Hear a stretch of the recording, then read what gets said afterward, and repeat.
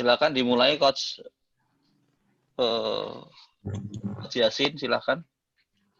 Baik, terima kasih. Selamat sore Bapak Ibu. Apa kabarnya? Mendengar suara saya ya, jelas ya. Baik Bapak Ibu, selamat datang di webinar dari APCI. Ya. Jadi materi hari ini akan membantu Bapak Ibu lebih mengembangkan lagi yang Bapak Ibu telah pahami saat ini mengenai coaching, seperti itu. Ya, dan di sore hari ini kita akan mendapatkan pemaparan yang luar biasa dari orang-orang yang luar biasa. Ya, untuk itu boleh kita berikan tepuk tangan dulu, aplaus buat semuanya. Oke, luar biasa sekali ya. Jadi saya ucapkan pertama kali terima kasih kepada Indo Event yang telah memberikan hostnya, ya, host Zoom-nya pada sore hari ini sampai dengan nanti selesai. Lalu kemudian saya ucapkan terima kasih kepada semua pembicara yang di sore hari ini sudah siap ya untuk berbagi kepada kita, dan tentunya kepada Bapak Ibu yang telah hadir di sore hari ini ya, mempersiapkan waktunya untuk mendapatkan pemaparan yang luar biasa seperti itu. Nah, Bapak Ibu, sebelum mari kita berdoa terlebih dahulu Bapak Ibu ya, untuk pencerahan, untuk kita lebih mudah nanti menerima pemaparan dari para pembicara. Boleh mungkin kita 30 detik untuk kita berdoa terlebih dahulu. Berdoa, dipersilakan.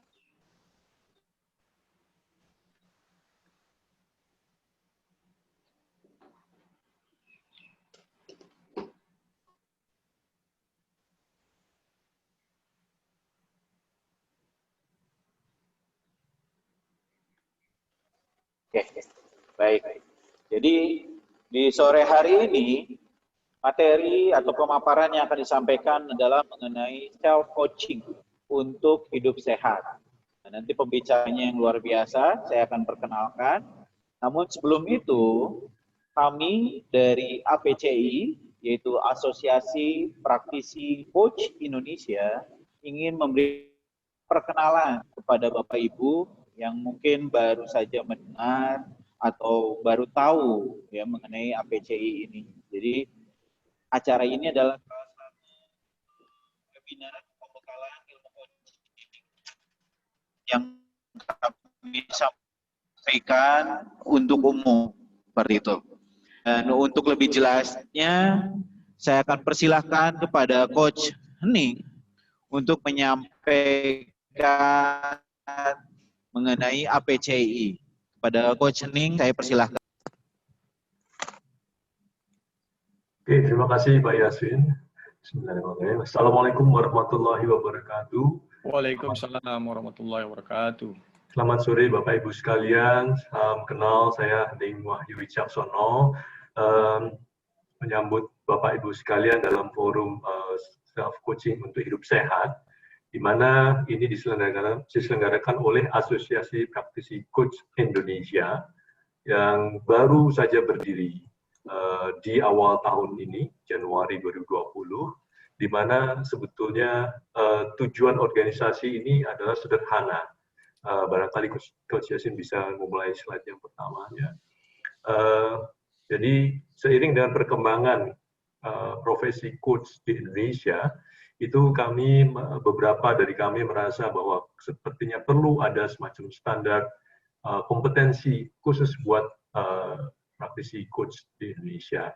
Nah, untuk itu melihat kebutuhan atas profesi coach, jasa layanan coach itu juga semakin meningkat, maka awalnya beberapa orang dari kita kemudian berkumpul, itu mulai sekitar tanggal 7 Juli tahun lalu, kemudian menetapkan kira-kira apa sih yang akan kita capai dari kegiatan ini.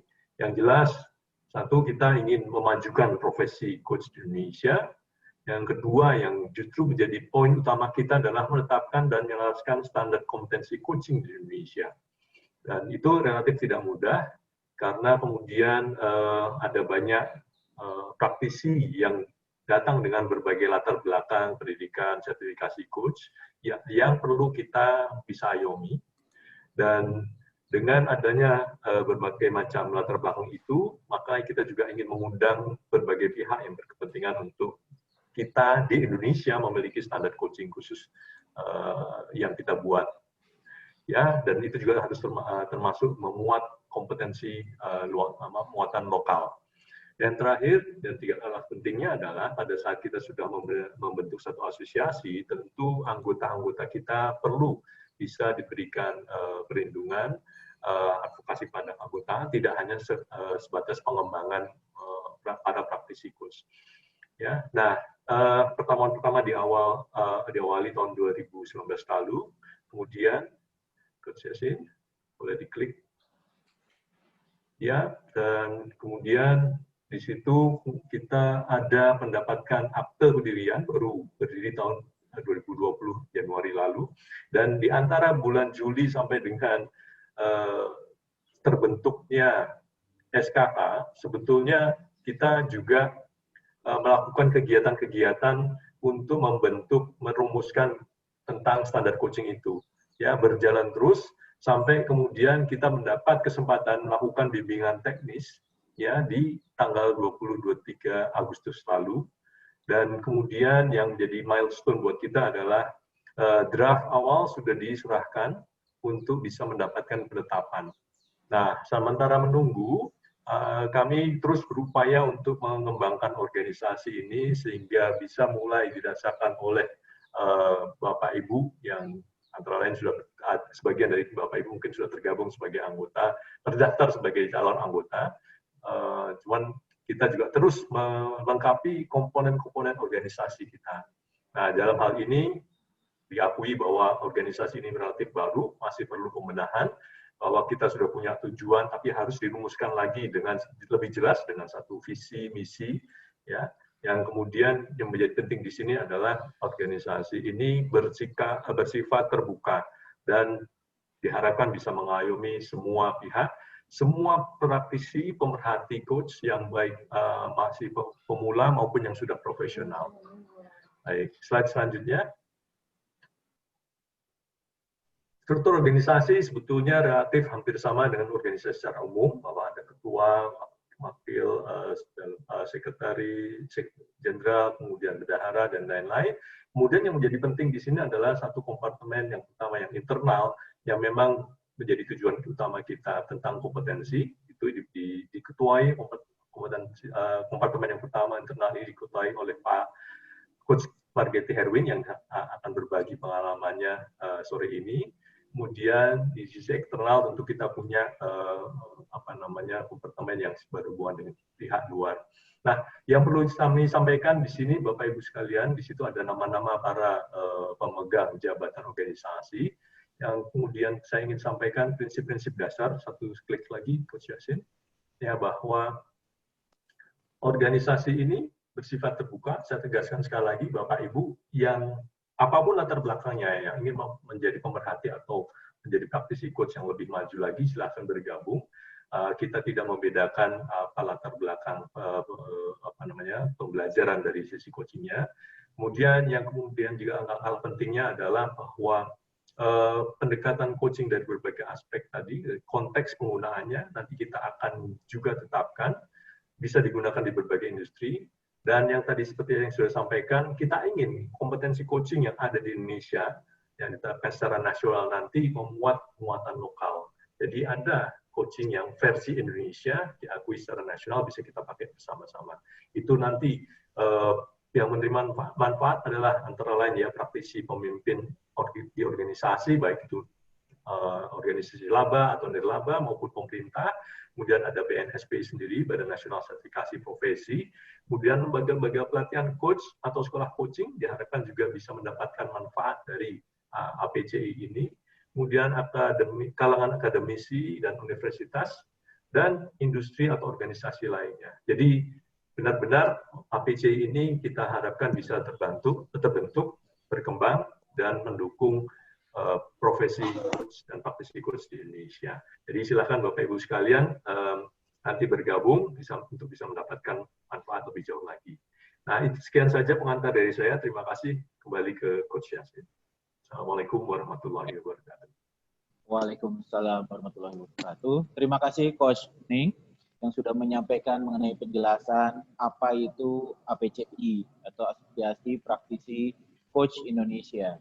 Dan untuk nanti rekan-rekan, sahabat-sahabat, para pemerhati, praktisi ataupun profesional coach yang berminat untuk ikut bergabung bersama APCI pada saat akhir sesi nanti. Nah, untuk selanjutnya kami akan masuk kepada materi di sore hari ini, yaitu mengenai self-coaching untuk hidup sehat. Seperti itu. Dan pemateri pertama adalah Coach Margetti. Dan sedikit perkenalan, karena katanya tak kenal maka tak sayang. Ya, jadi saya perkenalkan terlebih dahulu. Jadi beliau ini adalah seseorang yang mumpuni, ya, yang luar biasa dari sisi coaching, karena punya pengalaman, lalu kemudian pembelajarannya, dan pastinya pengetahuan mengenai coachingnya ini tidak terbatas kalau saya lihat, ya, dan sangat cocok sekali karena beliau adalah juga sebagai ketua internal di APCI. Dan untuk itu, mari kita sambut bersama-sama Coach Getty. Boleh tepuk tangannya Bapak Ibu? Dan untuk selanjutnya sharing slide akan saya sampaikan, saya akan pindahkan kepada Coach Getty. Silakan Coach. Oke, bismillahirrahmanirrahim. Assalamualaikum warahmatullahi wabarakatuh. Selamat bergabung ya teman-teman semua yang hadir atas undangan APCI. Ini udah acara keempat dari program kita yang kita melakukan sosialisasi. Terima kasih kepada Pak Dwi Arko yang telah menyelenggarakan acara ini. Ya, dan juga teman-teman di Dewan Pengurus, ya, juga pembicara tadi, host dari moderator kita, Coach Yasin, dan Coach Ning, terima kasih tadi pengantar untuk menjelaskan tentang APCI, dan ini juga pembicara berikutnya, Coach Lista juga sudah hadir. Dan juga teman-teman saya, para coach yang berasal dari beberapa disiplin ilmu coaching, kita bersinergi, kita berkolaborasi untuk membuat coach Indonesia hebat luar biasa. Jadi ini cita-cita kita, semoga bisa menjadi semangat kita terus gitu ya, karena ini organisasi akan berjalan terus gitu ya. Kalau kita mungkin pengurus ini mengawali, nanti akan dilanjutkan dengan teman-teman yang jauh lebih punya program-program lebih baik. Jadi ayo kita sama-sama memulainya. Perkenalkan, nama saya Coach Margetti Herwin. Pada materi hari ini, ya, saya share screen-nya dulu. Ya.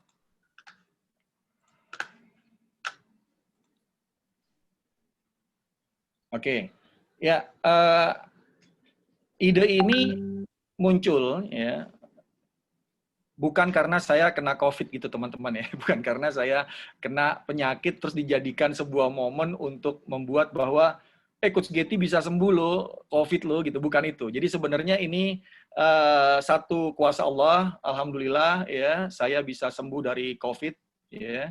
Dan ini akan saya jadikan sebuah pengalaman berharga. Kenapa pengalaman berharga? Karena coaching itu bukan cuma untuk profesi.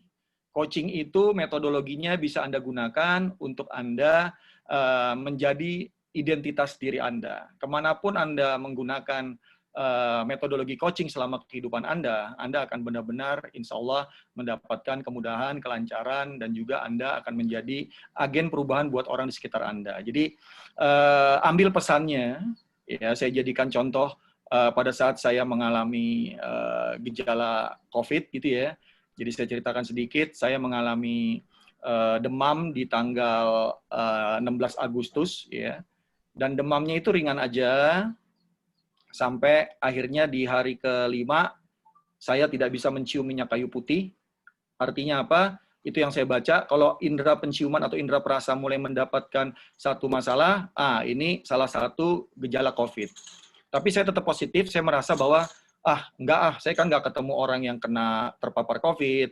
Saya juga telepon teman-teman saya yang meeting 2 minggu atau 1 bulan sebelum saya, mereka sehat-sehat aja.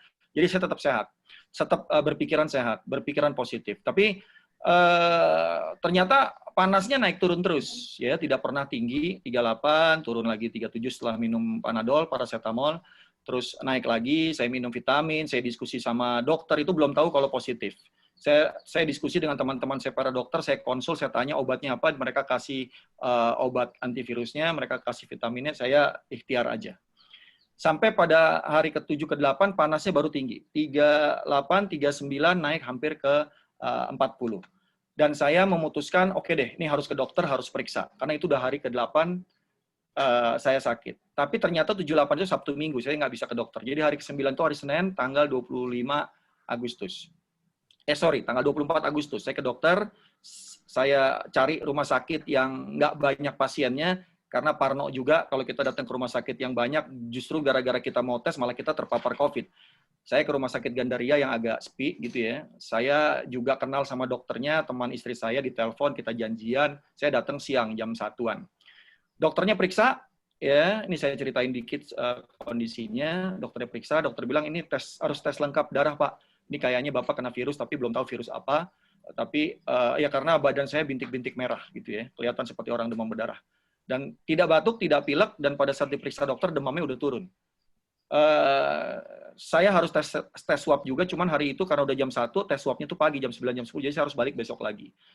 Pas besoknya hari Selasa saya balik, sekalian ambil tes lab, ternyata tes labnya positif tipes. Saya harus dirawat dan harus wajib tes swab karena rumah sakit itu bukan rumah sakit isolasi atau rumah sakit khusus COVID. Jadi saya tes swab hari itu, dan dokternya bilang, Pak, kalau bisa ini hasilnya yang cepat aja, Pak. Oke, saya ambil yang cepat, sehingga sorenya akan ada hasilnya. Sore saya udah di rumah, saya santai karena saya udah nggak sakit, udah sehat. Tapi keluarga saya semua pakai masker di rumah karena saya memang tetap takut untuk tetap berinteraksi. Saya bilang, oke, semuanya positive thinking aja, anggap saya kena COVID, gitu ya, demam, semua jaga protokol COVID. Dan di telepon sorenya, sekitar malam lah, sekitar jam 7, di telepon ternyata, Pak, Bu, Bapak positif COVID ya? Waduh. Begitu saya mendengar kata-kata itu, saya lemes gitu loh. Lemes itu artinya, loh, saya kan udah sehat. Kenapa saya kena COVID ya? Dan ini yang membuat semua orang ya sekarang itu tidak tahu. Pada saat dia terkena COVID, apa yang terjadi besok, apa yang terjadi lusa, kita nggak akan tahu, teman-teman di sini. Saya berdoa, mudah-mudahan saya diselamatkan, dan saya pamit sama anak-anak saya, sama istri saya, tolong kalau Papa nggak pulang, ikhlasin. Karena menurut info dan yang saya baca informasinya, ya kalau udah ke rumah sakit, kalau nggak balik lagi sakit, ya udah langsung ke kuburan misalnya kan gitu. Itu juga membuat orang jadi takut gitu kan. Tapi saya positif aja, saya cari rumah sakit yang memang terima pasien COVID, dan kebetulan ada di dekat rumah saya, ya Rumah Sakit Puri Cinere, mereka terima pasien COVID, dan saya dirawat di sana. Tapi pada saat saya di UGD, saya sebenarnya udah sehat sama sekali gitu loh. Saya sudah sehat sama sekali, dokter cek nggak panas, Bapak ada batuk? Enggak. Bapak ada sesak? Enggak, Dok. Dadanya sakit? Enggak. Semua yang dia tanya tentang gejala COVID tidak ada di saya. Nah, ini yang bahaya kalau orang itu nggak periksa swab. Orang ini yang seperti saya ini banyak ternyata. Dia merasa sehat, sudah dia keliling lagi besoknya. Nah, disitulah dia nyebarin banyak virus COVID ini kepada orang-orang lain yang memang fisiknya lagi drop, atau orang sehat pun juga bisa kena. Nah, dokternya nawarin, Bapak mau dirawat di rumah, bisa karena Bapak ringan gejalanya, atau mau di rumah sakit. Saya pilih rumah sakit, Bapak-bapak, teman-teman saya di sini. Kenapa saya pilih rumah sakit? Satu, kalau saya pulang lagi, anak saya akan down, istri saya akan stres, dan orang di rumah semuanya akan stres karena orang positif dirawat di rumah. Dan lingkungan saya bisa rame gitu loh. Untuk bisa aja saya diusir dari kampung atau dari desa saya atau dari rumah saya gara-gara hal itu gitu loh. Nah, saya memilih, oke, saya di rumah sakit aja walaupun sudah agak mendingan. Langsung di foto toraks dan baru tahu, kata dokternya, foto ronsen toraks itu penting. Jadi ternyata pada saat di ronsen toraks, hasil ronsennya itu 30% berawan paru-parunya. Jadi sebenarnya virusnya udah masuk ke paru-paru tapi dia tidak berkembang ternyata. Itu yang membuat saya selama di rumah sakit itu semakin baik gitu ya. Dan itu juga berkat imunitas dan antibodi kita. Nggak ada yang bisa tahu. Ya, semua itu tergantung orang yang masing-masing. Nah, di sini saya mau bercerita tentang apa yang saya lakukan setelah saya kenalkan sedikit. Tadi sudah dijelaskan sama Coach Yasin. Ini adalah certification saya. Saya menjadi coach di 2008. Kalau kenal Action Coach, saya ambil dari Action Coach 2008. Belum ada firm coaching di Indonesia. Saya ambil certified coach ini karena berkeinginan menjadi business coach. Sebelumnya saya ini seorang dosen, Bapak Ibu. Saya seorang dosen di Universitas Indonesia, pegawai negeri gitu ya, PNS ya, selama saya 17 tahun saya menjadi dosen. Sebelumnya saya ini seorang graphic designer, saya seorang broadcaster. Saya ngedit video, ngedit audio, dan hal-hal yang bersifat broadcasting dan desain atau web itu saya bisa bikin sendiri. Sampai sekarang juga kalau Anda lihat website saya, blog saya, video saya, itu semua saya bikin sendiri. Karena memang saya bisa, dan dulu memang pekerjaan saya spesialisnya itu. Dan setelah itu baru dari 2008 saya ambil certified coach ya. 1 tahun saya targetkan, saya ambil certified internasional itu 2 yang saya ambil. Jadi saya ambil juga NLP, saya hipnoterapi, saya timeline terapis, saya juga Grand Belt Six Sigma untuk fabrikasi, ya. Terus saya juga orang trainer. Ini suara bocor, tolong moderator ada.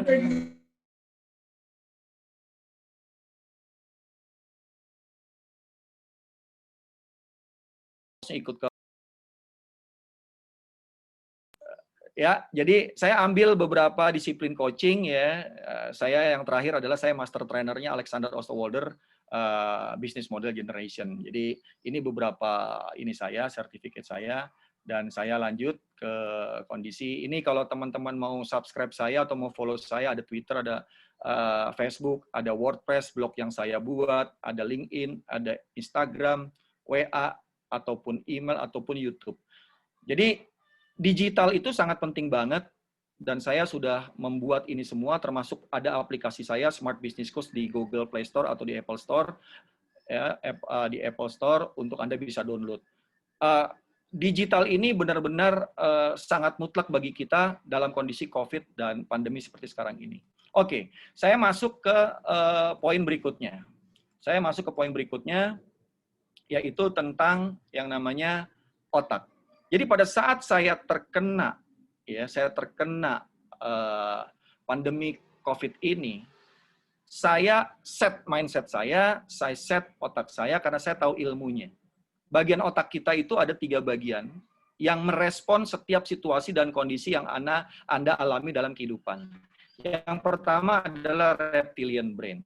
Ini bagian otak kecil yang merespon diri Anda sehingga menimbulkan kekhawatiran, ketakutan. Ya, otaknya sangat kecil diberikan Allah, diberikan Sang Pencipta, tapi perannya juga membuat kita itu tahu artinya khawatir, tahu artinya takut. Kalau otak ini nggak ada, Anda tidak punya rasa takut, itu berbahaya banget.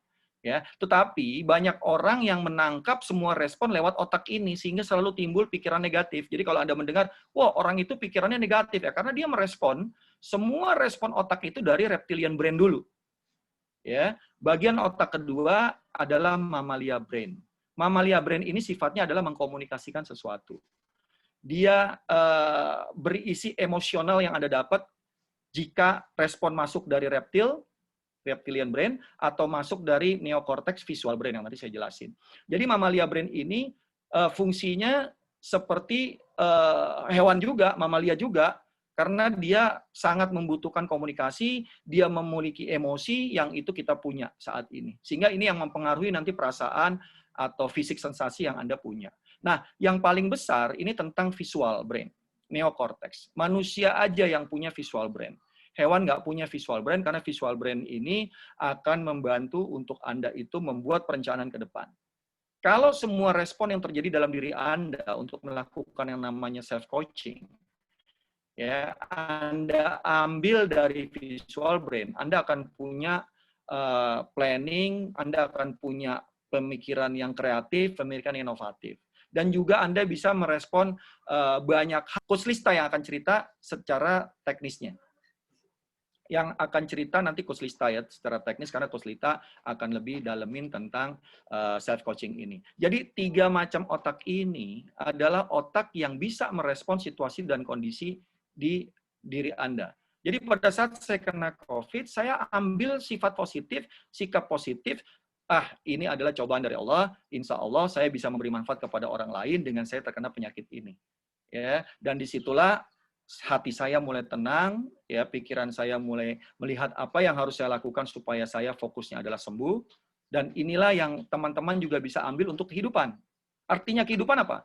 Kalau Anda seorang coach, berpikirlah bagaimana Anda bisa menjadi seorang coach yang hebat, yang handal, dan kompeten. Jangan selalu Anda berpikir, gimana jadi coach ya? Saya harus bagaimana ya? Saya harus apa ya? Anda lebih fokus kepada apa yang hal di awal Anda nggak kuasai atau Anda nggak pahami. Sehingga Anda akan susah untuk belajarnya, tidak mudah untuk mempelajarinya, dan membuat Anda jadi ragu untuk benar-benar melatihnya. Jadi, pahami 3 otak ini. Karena otak inilah yang akan membantu Anda untuk Anda bisa menarik hal baik datang ke diri Anda, menarik semua hal yang Anda mau untuk datang ke diri Anda. Saya masuk ke slide berikutnya. Ini ada timeline of your life. Diri Anda itu punya ketakutan, dan diri Anda itu punya impian. Tapi kadang-kadang impian itu dikubur oleh banyak orang, dia hanya fokus kepada ketakutan dalam hidupnya. Jadi ibaratnya Anda jalan dalam timeline Anda, melihat ketakutan. Yang Anda lihat adalah problem aja dalam hidup Anda. Bapak Ibu, para coach, ya, masa lalu sudah menjadi histori. Itu yang menimbulkan ketakutan-ketakutan yang ada dalam diri kita. Yang seakan-akan real terjadi, padahal belum terjadi. Masa depan kita itu masih misteri, Bapak Ibu. Kita nggak tahu masa depan kita itu seperti apa. Dan itu ada di impian-impian kita. Orang malas itu nggak ada. Yang ada adalah orang yang masih ragu dengan impiannya, masih ragu dengan tujuannya, sehingga dia menjadi malas. Gitu loh. Nah, ini yang harus benar-benar dipahami pada saat Anda memahami timeline of your life dalam Anda menjalankannya. Orang yang melihat ketakutan, jalannya tuh mundur, Bapak Ibu. Jalannya mundur, dia menjauhi api. Begitu apinya itu sudah jauh, dia nggak merasa panas lagi, dan dia jalan di tempat. Ini namanya zona nyaman. Orang-orang seperti ini adalah orang-orang yang moving away dalam hidupnya. Selalu berpikir apa yang tidak bisa dia lakukan, selalu berpikir masalah yang dia hadapi, setiap waktu yang dia pikirin hanyalah problem. Setiap waktu yang dia pikir adalah tantangan. Sehingga dia lupa ada opportunity di belakang dia yang selama ini dia belakangin. Perjalanan ini dinamakan story. Hidup kita ini membuat sejarah buat keluarga kita. Membuat sejarah buat diri kita. Jadi apapun yang Anda lakukan, itu sesuatu hal yang luar biasa, Bapak Ibu. Ada yang tanya sama saya, Coach, kalau gitu gimana caranya saya sukses? Bapak Ibu, simple. Balik badan. Balik badan. Untuk sukses itu balik badan. Lihat apa yang menjadi impian Anda. Lihat dan pikirkan apa yang bisa Anda lakukan. Jalankan step by step yang bisa Anda jalani secara bertahap. Bukan Anda berpikir tentang apa yang tidak bisa Anda lakukan. Itu ada di belakang Anda. Bukan satu hal yang Anda lakukan adalah hal yang tidak perlu Anda lakukan sebenarnya karena itu tidak penting. Memikirkan sesuatu yang tidak penting, memikirkan sebuah problem, mencari selalu solusi dari setiap problem, itu akan membuat Anda selalu berada di problem. Ya, carilah solusi untuk mendapatkan opportunity, Bapak Ibu. Saya ulang lagi. Carilah solusi untuk mendapatkan opportunity Anda ke depan, sehingga semua problem Anda di belakang, insya Allah beres bertahap. Karena kalau Anda berpikir kepada problem setiap waktu dalam kehidupan Anda akan menemukan banyak problem, karena Anda melihat api, Bapak Ibu, ke belakang. Tapi coba lihat, balik badan Anda. Lihatlah impian. Semakin Anda mendekati impian Anda, Bapak Ibu, Anda lihat impian semakin dekat, otomatis Anda akan semakin cepat menuju impian. Ya, orang-orang seperti ini namanya orang-orang yang moving toward. Jadi, kita sebagai coach membuat mindset siapapun klien kita, siapapun coach kita untuk melihat apa yang dia mau capai, bukan sibuk mikirin apa yang dia tidak bisa capai. Ini yang kadang-kadang kita sebagai coach terjebak. Dia ngomong ke belakang, kita bahas belakang. Dia ngomong ke depan, kita bahas depan. Jadinya ya kliennya pusing, ya coachnya pusing gitu loh. Ini yang perlu diambil sebuah kondisi bahwa Anda bisa menjadi coach yang benar, coach yang hebat, coach yang kompeten, asal Anda paham metodologinya secara luas. Jadi orang-orang yang mau sukses, 7 impian. Sehingga Anda bisa mencapai impian. Pada saat saya sakit, saya cuma berpikir sehat. Saya nggak berpikir penyakit saya. Saya berpikir sehat, apa yang harus saya lakukan supaya saya sehat. Saya minum vitamin, saya minum obat yang diperintah dokter, saya ikuti semua perintah dokter, karena saya mau sehat dan masih banyak impian saya yang belum saya capai untuk saya bermanfaat buat orang lain. Saya berdoa dalam setiap doa saya adalah tentang impian. Bukan tentang hal-hal yang saya nggak mau. Bukan tentang hal-hal yang saya tidak inginkan. Saya nggak pernah mengatakan itu. Saya cuma mengatakan, ya Allah, berikanlah saya kesehatan. Bukan jangan kasih saya sakit. Karena jangan kasih saya sakit, fokusnya adalah sakit. Ya Allah, jangan beri saya kemiskinan. Ngapain fokusnya di kemiskinan? Kenapa Anda nggak bilang kata-katanya, berikanlah saya kemakmuran dan kesejahteraan? Itu bahasa positif. Lihat, begitu Anda ngelihat fear terus dalam hidup Anda, sebenarnya Anda lagi nangkep semua respon lewat otak reptil Bapak Ibu. Berdoalah kalau Anda selalu seperti itu, tidak tumbuh sisik seperti reptil Bapak Ibu. Ini yang berbahaya. Ya, jadi teruslah lihat ke depan, Anda orang hebat, Anda orang kuat, Anda orang sehat. Ini yang saya selalu katakan dalam setiap video, setiap artikel yang saya tulis, maupun seminar, maupun workshop yang saya lakukan. Saya lanjut lagi. Ada teknik self-coaching yang sudah sangat tua, Bapak Ibu. Ini yang menciptakannya, yang membahasnya sampai sekarang masih digunakan adalah Carl Gustav Jung. Namanya Cognitive Behavior Therapy. Teknik ini dipakai beberapa coaching firm untuk digunakan sebagai model coaching. Cognitive Behavior Therapy. Bagaimana Anda menggunakan, ya, challenge cara berpikir untuk benar-benar bisa merubah perilaku dan akhirnya membuat hasil yang jauh lebih baik. Saya jelasin tahapannya. Simple. Bukunya Carl Jung ya tentang CBT itu tebalnya 300-400 halaman Bapak Ibu. Tapi isinya cuma slide ini doang. Isinya cuma slide ini doang yang dibahas bertahap untuk bagaimana orang itu bisa memahami dirinya. Mulai dari bagian pertama. Ini namanya event dan situation. Setiap kita pasti mendapatkan event dan situasi setiap apapun yang kita lakukan dalam kehidupan. Mau itu kesusahan, mau itu kesenangan, mau itu cobaan, mau itu penyakit, itu semua event dan situasi. Kita akan berpikir, Bapak Ibu, kita akan berpikir. Pikirlah, apa hal yang Anda pikir terhadap event dan situasi yang terjadi. Kalau Anda berpikir negatif, Anda selalu mengumpat, mencari alasan, atau meng-blaming orang lain, fisik Anda akan negatif juga, Bapak Ibu. Fisik sensasinya akan negatif, dan feeling Anda juga akan negatif. Anda jadi marah aja sama tuh orang. Ini gara-gara dia tuh gue jadi sakit COVID tuh, aduh emang kurang ajar tuh orang udah tahu sakit, tetap aja masih ketemu saya. Nah, itu menjadi kita juga ikut negatif feeling dan negatif fisik sensasi. Nggak enak. Ya, membuat perilaku kita juga negatif dan hasilnya tidak seperti yang kita harapkan. Saya set pemikiran saya. Saya berpikir positif. Begitu saya berpikir positif, timbul hormon-hormon baik dalam tubuh saya untuk menjadi antibodi dan menjadi imunitas bagi penyakit. Begitu saya mendapatkan kondisi kantor saya harus tutup karena ada COVID, ada PSBB, saya nggak bisa gaji karyawan saya lagi, saya harus mulai dari awal lagi, saya ambil positif. Ternyata bisnis kamu itu belum benar-benar bisa bertahan dalam kondisi pandemi. Saya udah punya digital, tapi tetap klien Anda nggak bisa bayar Anda karena Anda memang punya klien yang lagi bermasalah semuanya. Tapi saya ambil positifnya. Saya jadikan momen 6 bulan ini untuk membuat banyak-banyak materi tentang video, materi apapun, sehingga saya mempunyai fisik sensasi yang lebih siap, mempunyai feeling yang lebih siap untuk perilaku saya berubah. Sehingga hasil akan saya dapat. Ini konsep yang paling simpel jika Anda menjadi coach.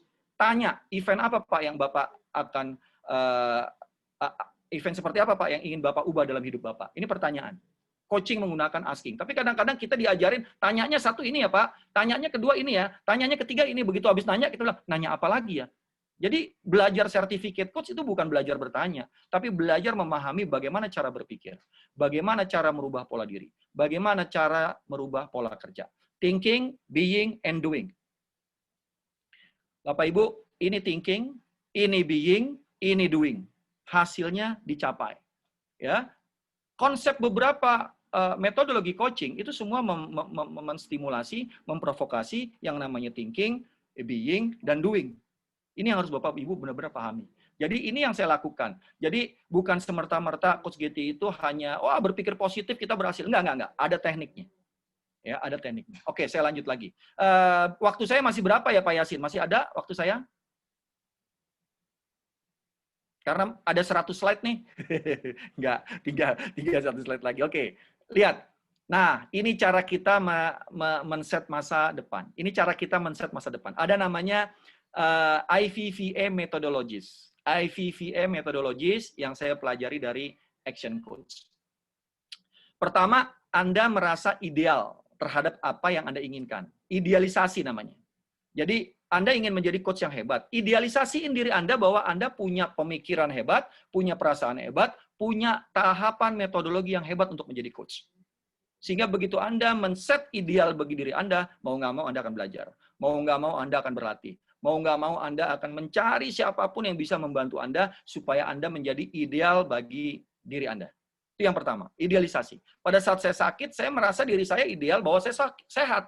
Saya kuat, saya bisa lawan COVID, dan itu menjadi ideal bagi tubuh saya, dan saya bisa perintahkan semua sel dalam tubuh saya dalam doa untuk dia melawan virus penyakit ini.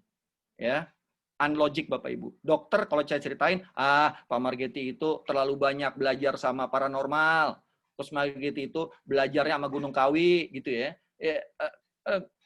Tapi that's proven gitu loh, jalan gitu loh. Bukan cuma sakit ya, tapi dalam kehidupan juga kalau kita melakukan hal ini, insya Allah dengan berdoa, ya berikhtiar, kita akan dapat Bapak Ibu.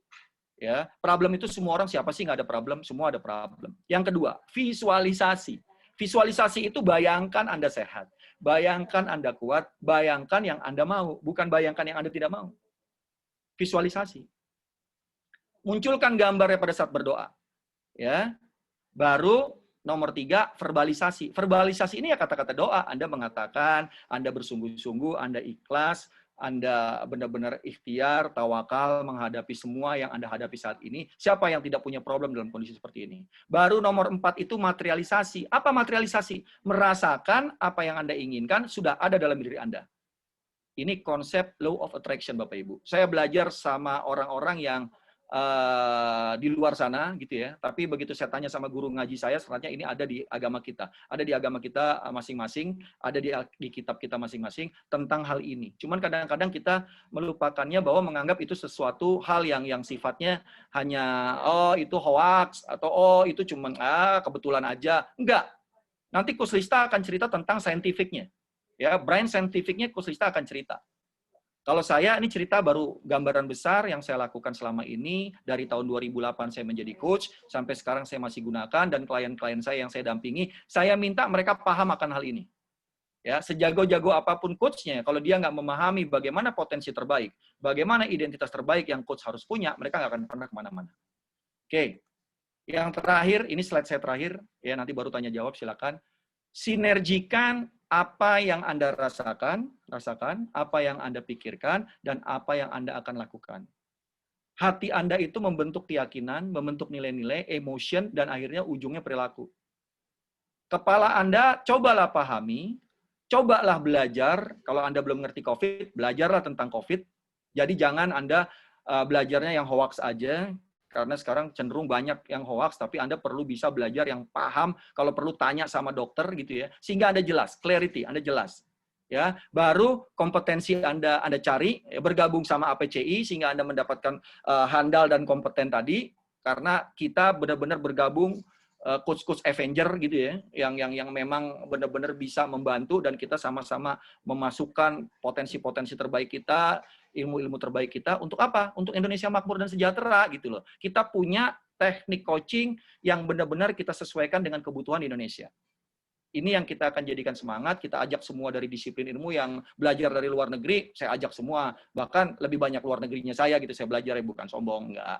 Tapi ayo kita ajak, ayo kita bergabung gitu ya, supaya kita sama-sama gitu. Jadi saya bingung kalau teman-teman coach ini nggak mau bergabung, ya mungkin mereka punya mahzab sendiri gitu. Tapi nggak apa-apa. Kita akan sama-sama, kita bersinergi, siapapun, kita tidak akan menjadi kompetisi dari yang lain, tapi kita ini berkompetisi. Kita berkolaborasi. Ini semangat zaman industri 5.0.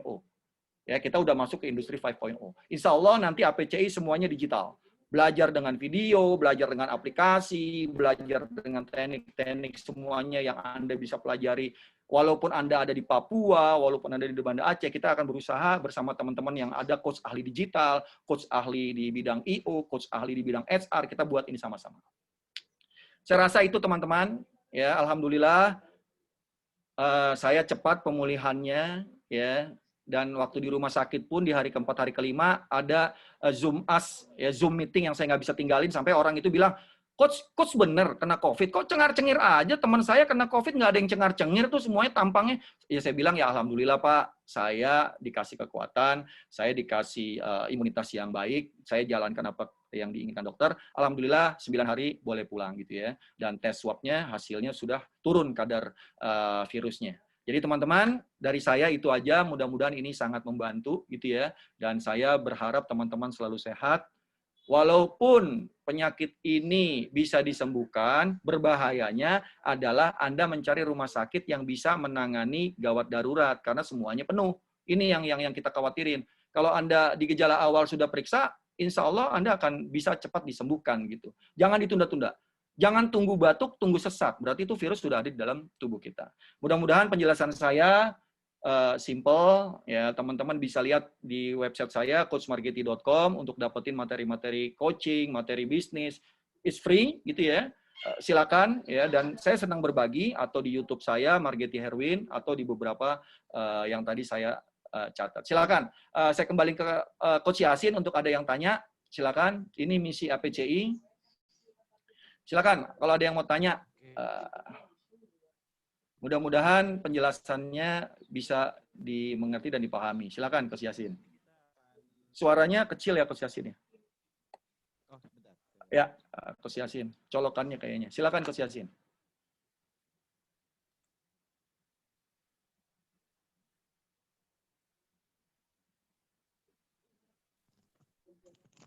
Ya, udah jelas. Sip.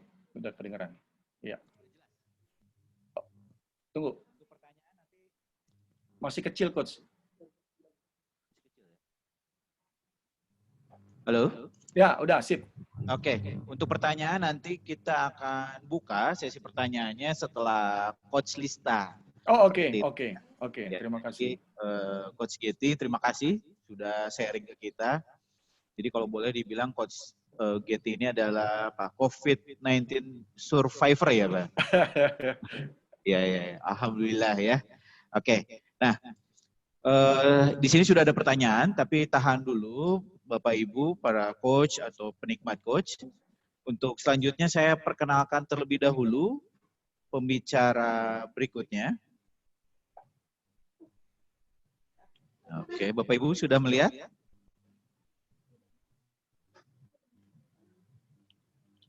Oke, pembicara berikutnya adalah Coach Lista. Ya, kalau tadi Coach Getty bercerita tentang beberapa teori, Coach Lista di sini akan berbicara mengenai bagaimana kita akan tetap optimis dan membangun harapan dengan self coaching, dan ada salah satunya mungkin praktek yang akan disampaikan oleh Coach Lista ini, dan beliau ini adalah seseorang yang luar biasa.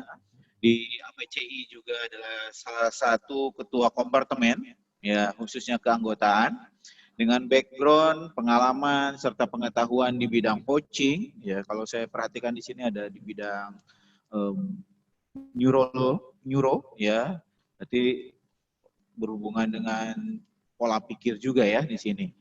Dan beliau di sini certified ontological coaching and leadership facilitator.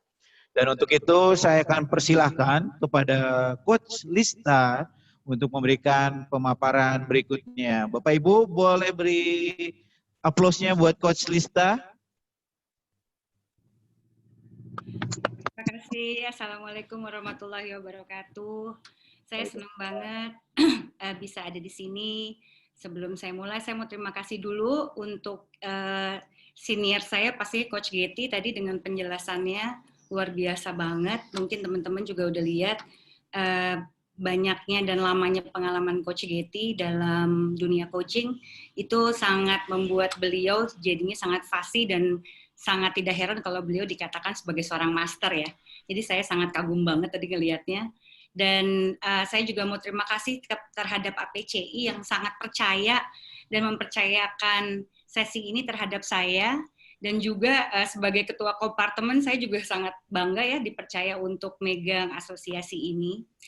Salah satu alasan saya pada saat pertama kali saya diajak oleh asosiasi ini pada saat dibentuk beberapa bulan yang lalu, yang membuat saya sangat terbuka dan juga sangat semangat adalah karena pada saat itu dikatakan asosiasi ini mempunyai misi dan visi untuk bisa membuat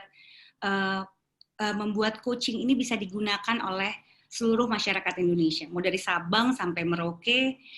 Mungkin caranya akan punya caranya masing-masing, tapi standarnya akan sama, kualitasnya akan sangat baik. Dan itu yang membuat saya sangat semangat banget. Dan menurut saya ini ada waktu saya membangun kompetensi bersama-sama salah satunya Coach Ning juga. Pada saat itu Coach Giti yang lagi kena COVID tuh pada saat kita lagi bikin kompetensi itu, saya ingat banget di situ kita memikirkan pada saat membuat kompetensi itu adalah bagaimana orang yang ada di Merauke misalnya bisa mengerti kata-kata itu dan juga bisa mengaplikasikannya dengan mudah. Dan sebenarnya kalau saya ngelihat adalah coaching itu bukan hanya sebenarnya sistem atau metode. Dan coaching itu sebenarnya adalah way of life. Makanya sore ini yang kita bicarakan sesuai dengan apa yang dipilih oleh Coach Giti, ini adalah tema begitu Coach Giti bilang tentang self coaching untuk hidup sehat. Saya benar-benar bilang, oh emang pas banget sih dalam keadaan seperti ini. Di mana hidup sehat itu bukan berarti kita seperti halnya coaching. Bukan berarti kita ngomong coaching atau meng-coaching orang lain, dan kemudian kita nggak ngelakuin apa yang kita katakan dalam coaching itu. Tapi justru challenge-nya adalah bagaimana kita menghidupkan apa yang kita katakan atau apa yang prinsip yang kita lakukan terhadap coaching itu terhadap orang lain. Sama dengan hidup sehat juga kayak gitu. Kita nggak bisa cuma ngomong, ayo kamu hidup sehat sama orang gitu ya. Tapi kitanya sendiri nggak menjalankan hidup sehat. Nah, ini yang akan saya sharing sedikit dan meneruskan dari apa yang tadi Coach Giti sudah terangkan secara gambaran besar. Kali ini saya mungkin akan lebih banyak membicarakan tentang gambaran kecil. Alhamdulillah saya masih sehat sampai sekarang secara raga ya. Maksudnya dalam artian saya nggak tahu mau bilang lebih baik atau enggak gitu ya, tapi alhamdulillah saya masih bisa ngejaga tubuh saya dalam keadaan seperti ini, dan dalam waktu yang bersamaan juga saya juga ngejagain orang-orang yang di sekitar saya, terutama keluarga saya, karena saya tinggal sama ibu saya, jadi banyak banget hal-hal yang saya harus batasi juga, atau hal-hal yang saya juga karena di rumah juga ada anak-anak kecil, saya juga sangat membatasi terhadap apa yang bisa kita lakukan, dan juga bagaimana kita tetap mempraktekkan untuk kita ngejaga imunitasnya kita. Saya share screen dulu biar langsung aja. Badan saya langsung anget begitu ngomongin tentang kesehatan, kayaknya memang pasti kayaknya ya.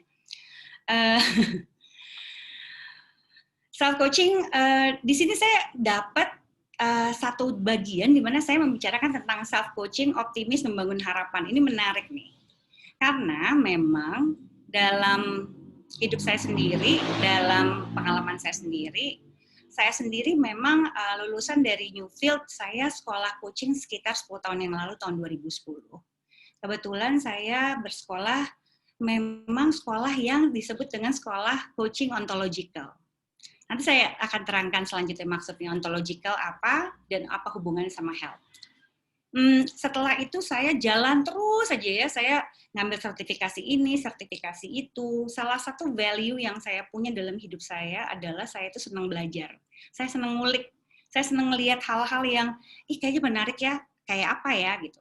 Nah, salah satunya bagian yang saya sangat terdalam adalah mengenai somatik. Somatik ini adalah tentang tubuh. Ya, dan juga saya dalam proses menuju ke sertifikasi ke health coach. Saya bukan dokter, tapi bagaimana saya bisa menangani coachee atau klien yang mungkin kebanyakan isu yang dia hadapi sebenarnya juga karena isu dalam keadaan tubuhnya dia, mungkin berupa dengan kesehatan, mungkin berupa dengan figur tubuhnya dia, itu banyak saya pelajari di dalam somatik, dunia somatik. Jadi kalau misalnya bisa dilihat juga, saya juga ngambil sedikit hanya neuroscience dasar aja untuk coaching dan mindfulness, dan sisanya itu adalah sertifikasi untuk training saya. Oke? Nah, saya mau jelasin dikit untuk teman-teman mengenai ontological coaching. Ontological coaching itu sebenarnya adalah, kalau ngomongin ontologi itu kayak suka dibilang apa sih arti ontologi gitu. Ontologi sebenarnya artinya being, ya. Artinya adalah tentang being, tentang bahasa Indonesia sebenarnya sikap, tapi sebenarnya bukan hanya sikap. Banyak hal yang kita mau lihat dari seseorang. yaitu adalah kita mau melihat dari apa yang orang itu pikirkan, kemudian juga terdiri dari apa yang emosi atau perasaan yang dirasa oleh orang itu. Nah, ini adalah satu bagian yang saya katakan tadi yang jarang sekali saya ngelihat dalam teknik coaching banyak disentuh gitu ya, yaitu adalah tentang tubuh. Di dalam dunia ontologi itu sendiri, untuk sekedar hanya untuk melihat aja, kita tuh melihat diri kita adalah sebagai observer.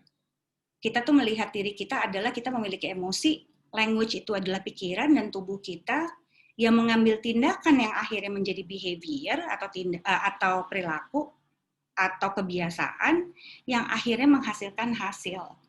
Nah, dalam ontological coaching itu disebut dengan OR model, di mana observer menghasilkan satu tindakan dan hasil yang mau dilihat adalah kesemuanya ini, bukan hanya perilakunya dia aja, tapi kita akan balik ke melihat tubuh, emosi, dan juga pikiran-pikiran yang dimiliki oleh orang itu, belief-belief yang dimiliki oleh orang itu. Nah, ini mungkin sesuatu yang menarik untuk dilihat kita sebagai coach ya. Mungkin di sini ada rekan-rekan coach atau mungkin non-coach ya. Saya mungkin nggak semua orang di sini adalah coach.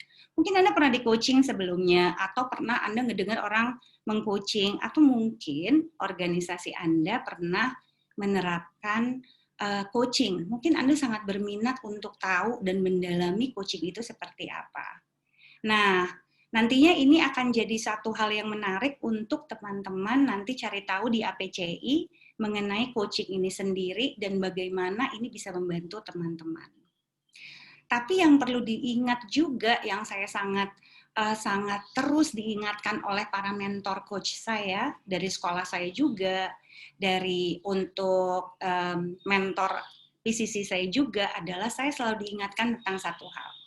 Sebagai coach, kita adalah manusia juga. Dan pada saat di dalam pandemi ini khususnya, di dalam masa pandemi ini menghasilkan hal-hal yang tidak pasti. Banyak sekali hal-hal yang kita lihat serba nggak pasti.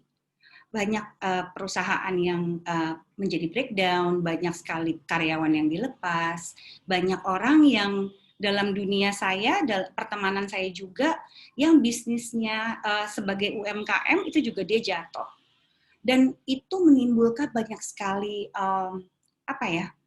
banyak sekali keadaan orang semakin tidak pasti. Para rekan sesama coach saya juga banyak yang dalam titik ini mengalami banyak juga breakdown selama 7 bulan terakhir ini. Kenapa? Karena dalam masa seperti ini adalah ketidakpastian hal-hal yang tadinya sudah kita punya, tiba-tiba hilang dari tangan kita, istilahnya gitu. Dan itu sangat-sangat normal sih sebenarnya untuk merasakan ketidaknyamanan, kekhawatiran, takut. Dan itu memang adalah satu hal yang mungkin kita mau lihat untuk lebih dalam lagi gitu. Karena sesuai dengan tema dari judul kita, membicarakan tentang gimana sih membangun harapan, bagaimana sih untuk menjaga kesehatan buat kita juga sesama coaches, dan kemudian begitu kita sudah bisa melakukannya pada diri kita sendiri, of course pastinya kita juga bisa ngelakuin sama orang lain, khususnya para coach kita. Ya, sehingga apa yang kita katakan dan kemudian sebuah rancangan tindakan untuk para coach kita, itu juga mungkin bisa jadi rancangan tindakan yang kita lakukan pada diri kita sendiri. Nah, itu menarik tuh. Tapi, apakah mudah gitu ya, untuk, yuk kita langsung rancang, kayak, oke, kita langsung ngelakuin ini ya, ngelakuin itu ya, pikiran kita positif ya, kayak gitu, kayak tadi Coach Katie katakan gitu. Enggak juga. Coach Katie tadi baru aja berbagi tentang langkah-langkah tentang bagaimana berpikir positif dalam masa pandemi ini supaya pikiran Anda sehat.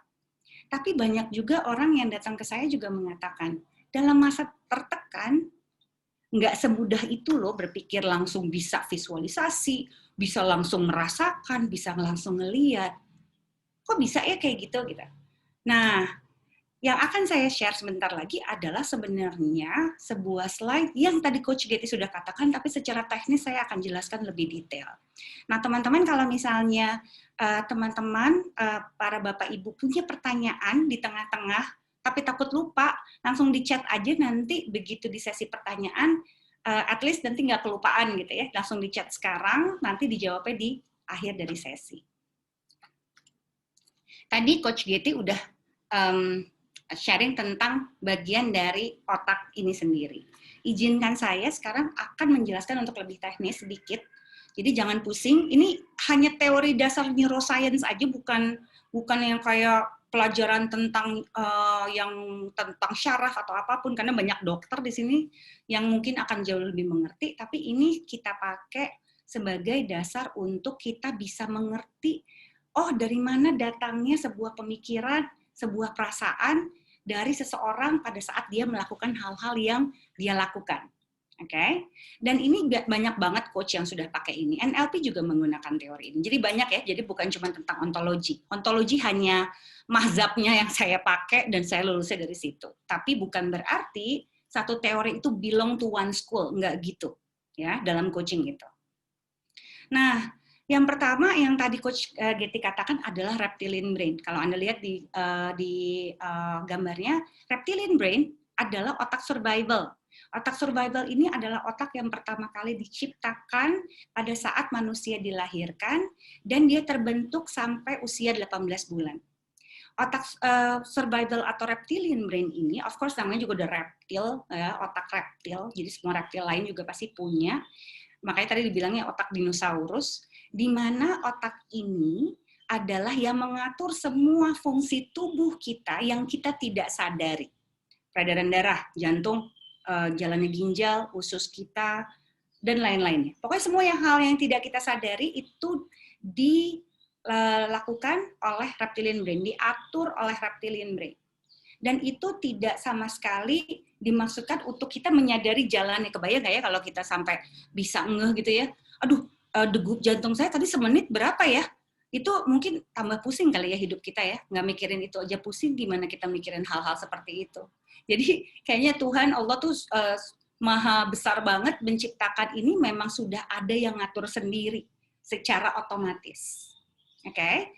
Nah, survival brain ini menciptakan sebuah sistem defense mekanisme terhadap tubuh kita, di mana dia menciptakan ada 3 reaksi di mana tubuh kita bisa menyelamatkan diri. Jadi memang fungsinya reptilian brain ini menciptakan 3 reaksi ini untuk kita bisa menyelamatkan diri kita. Satu fight, yaitu adalah kita lawan, ya. Satu adalah flight, kabur. Satu lagi adalah freeze. Jadi contohnya seperti ini. Kalau misalnya teman-teman nih, Bapak Ibu lagi ikut seminar kita gitu ya. Kalau misalnya ada bahaya mengancam, reptilian brain ini akan langsung otomatis menyelamatkan kita dengan 3 reaksi ini, ya, memberikan kita 3 reaksi ini. Nah, biasanya salah satu dari 3 ini akan lebih dominan. Walaupun ada yang biasanya 2 dominan juga bisa. Tapi salah satu bisa jadi lebih dominan. Misalnya kayak kalau Bapak Ibu lagi ikut seminar ini lewat webinar di dalam ruangan, tiba-tiba dibuka pintu ada harimau gitu. Nggak mungkin kan kita bilang, harimau gitu. Reptilian brain akan langsung mengatur bagaimana reaksi kita terhadap bahaya yang kita lihat di depan mata itu. Either kita fight, kita lawan, ya. Kalau case-nya adalah harimau mungkin kita jadi mati. Terus kemudian atau kita langsung flight, kabur, ya. Atau kita freeze. Freeze itu adalah yang disebut dengan beku, kaku, diem, freeze. Ya, bisa jadi kalau Anda mungkin pernah lihat contoh freeze di mana misalnya orang mungkin dalam kondisi tertekan, dia nggak bisa mikir sama sekali, diajak ngomong juga nggak bisa, itu kondisi freeze namanya. Dan kondisi ini mempengaruhi bagaimana keseluruhan tubuh kita berjalannya secara fisik. Jadi fight akan mempengaruhi misalnya sistem peredaran darah, dia langsung cepat, degup jantung juga jadi cepat, ya seperti itu. Jadi biasanya seperti itu. Flight juga. Jadi semua dari reaksi-reaksi ini akan mempengaruhi bagaimana fungsi tubuh kita. Oke, itu yang perlu dilihat. Ini adalah reaksinya. Yang pertama yang tadi saya katakan adalah reptilian brain. Nanti kalau ada pertanyaan bisa langsung tanyakan di chat aja ya. Yang kedua adalah limbic brain. Limbic brain ini sendiri yang mengatur semua perasaan, semua emosi yang kita punya. Ya. Limbic brain dibentuk pada saat usia 2 sampai 6 tahun. Nah, banyak yang mengatakan juga bagaimana limbic brain ini terbentuk pada masa emosi ini pada saat pembentukan limbic brain usia 2 sampai 6 ada yang menyamakan dengan itu adalah di saat usia golden age, di mana memang limbic brain hanya bekerja melalui penyerapan. Jadi dinyerap tuh, nah, dia tuh cara belajarnya adalah menyerap, bukan sistem, tapi menyerap. Apa yang dia lihat, dia artikan, dia rasain, itu nyerap ke dia. Jadi itu cara limbic brain mengartikan di usia 2-6 tahun. Jadi kebayang pada saat usia itu kita bisa mengartikan apapun di usia golden age itu, dan dia mengartikannya dengan apapun yang dia akan artikan. Walaupun mungkin secara keadaannya untuk di mata orang dewasa itu nggak seperti itu. Ya, nanti saya kasih contoh seperti apa. Nah, di dalam sebuah limbik ada yang namanya amigdala. Amigdala adalah yang menyimpan semua memori-memori, perasaan, apa yang telah dipelajari oleh si limbik tersebut. Ya, itu namanya amigdala. Jadi kalau mungkin ada yang tahu amigdala, amigdala itu sebenarnya bahasa Yunani yang artinya adalah kacang almond. Jadi emang segede kacang almond. Dia ada di belakang kuping tepatnya. Nah, si amigdala itu menyimpan semua memori-memori yang akan memfilter semua perasaan-perasaan sesuai dengan apa yang dia artikan di usia 2-6 tahun itu. Nah, kebayang ya, kalau misalnya saya biasanya dapat contoh tentang limbic brain adalah di usia 2-6, misalnya Anda pulang gitu ya, anak Anda mungkin masih kecil misalnya. Begitu Anda pulang, Anda lagi capek banget, mungkin Anda udah ngalamin apapun, tapi anak Anda datang dengan excitednya, wah gitu ya. Terus dia nyamperin Anda, terus Anda bilang, entar dulu, masuk dulu. Sebenarnya mungkin yang sebagai ayah yang Anda maksudkan adalah takutnya dia terkena mobil yang lagi diparkir, atau mungkin apapun itu. Tapi si anak itu mungkin tidak akan mengerti seperti itu. Limbic brain akan mengartikannya apapun yang dia mau artikan. Mungkin dia akan mengartikan, oh ayah nggak mau ngomong sama saya. Saya salah apa? Nggak boleh excited. Kalau saya excited nanti saya nanti dimarahin seperti ayah kayak tadi. Nah, limbic brain ini bukan otak pintar. Dia tidak pintar sama sekali. Dia bekerja untuk menyerap dan mengatur emosi tersebut. Walaupun kalau secara prakteknya nanti akan berhubungan dengan gut brain, nah itu nggak saya ceritain ya, terlalu too much. Ada gut brain, ada berhubungan dengan peredaran jantung, dan lain-lainnya itu saya nggak ceritain. Nah, yang terakhir adalah ini dia, neocortex, yaitu adalah thinking brain.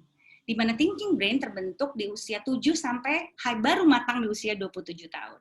Jadi kalau Anda mikir tentang anak-anak remaja, kenapa sih anak remaja saya nggak bisa berpikir logis? Karena memang dia belum matang sama sekali si otaknya ini.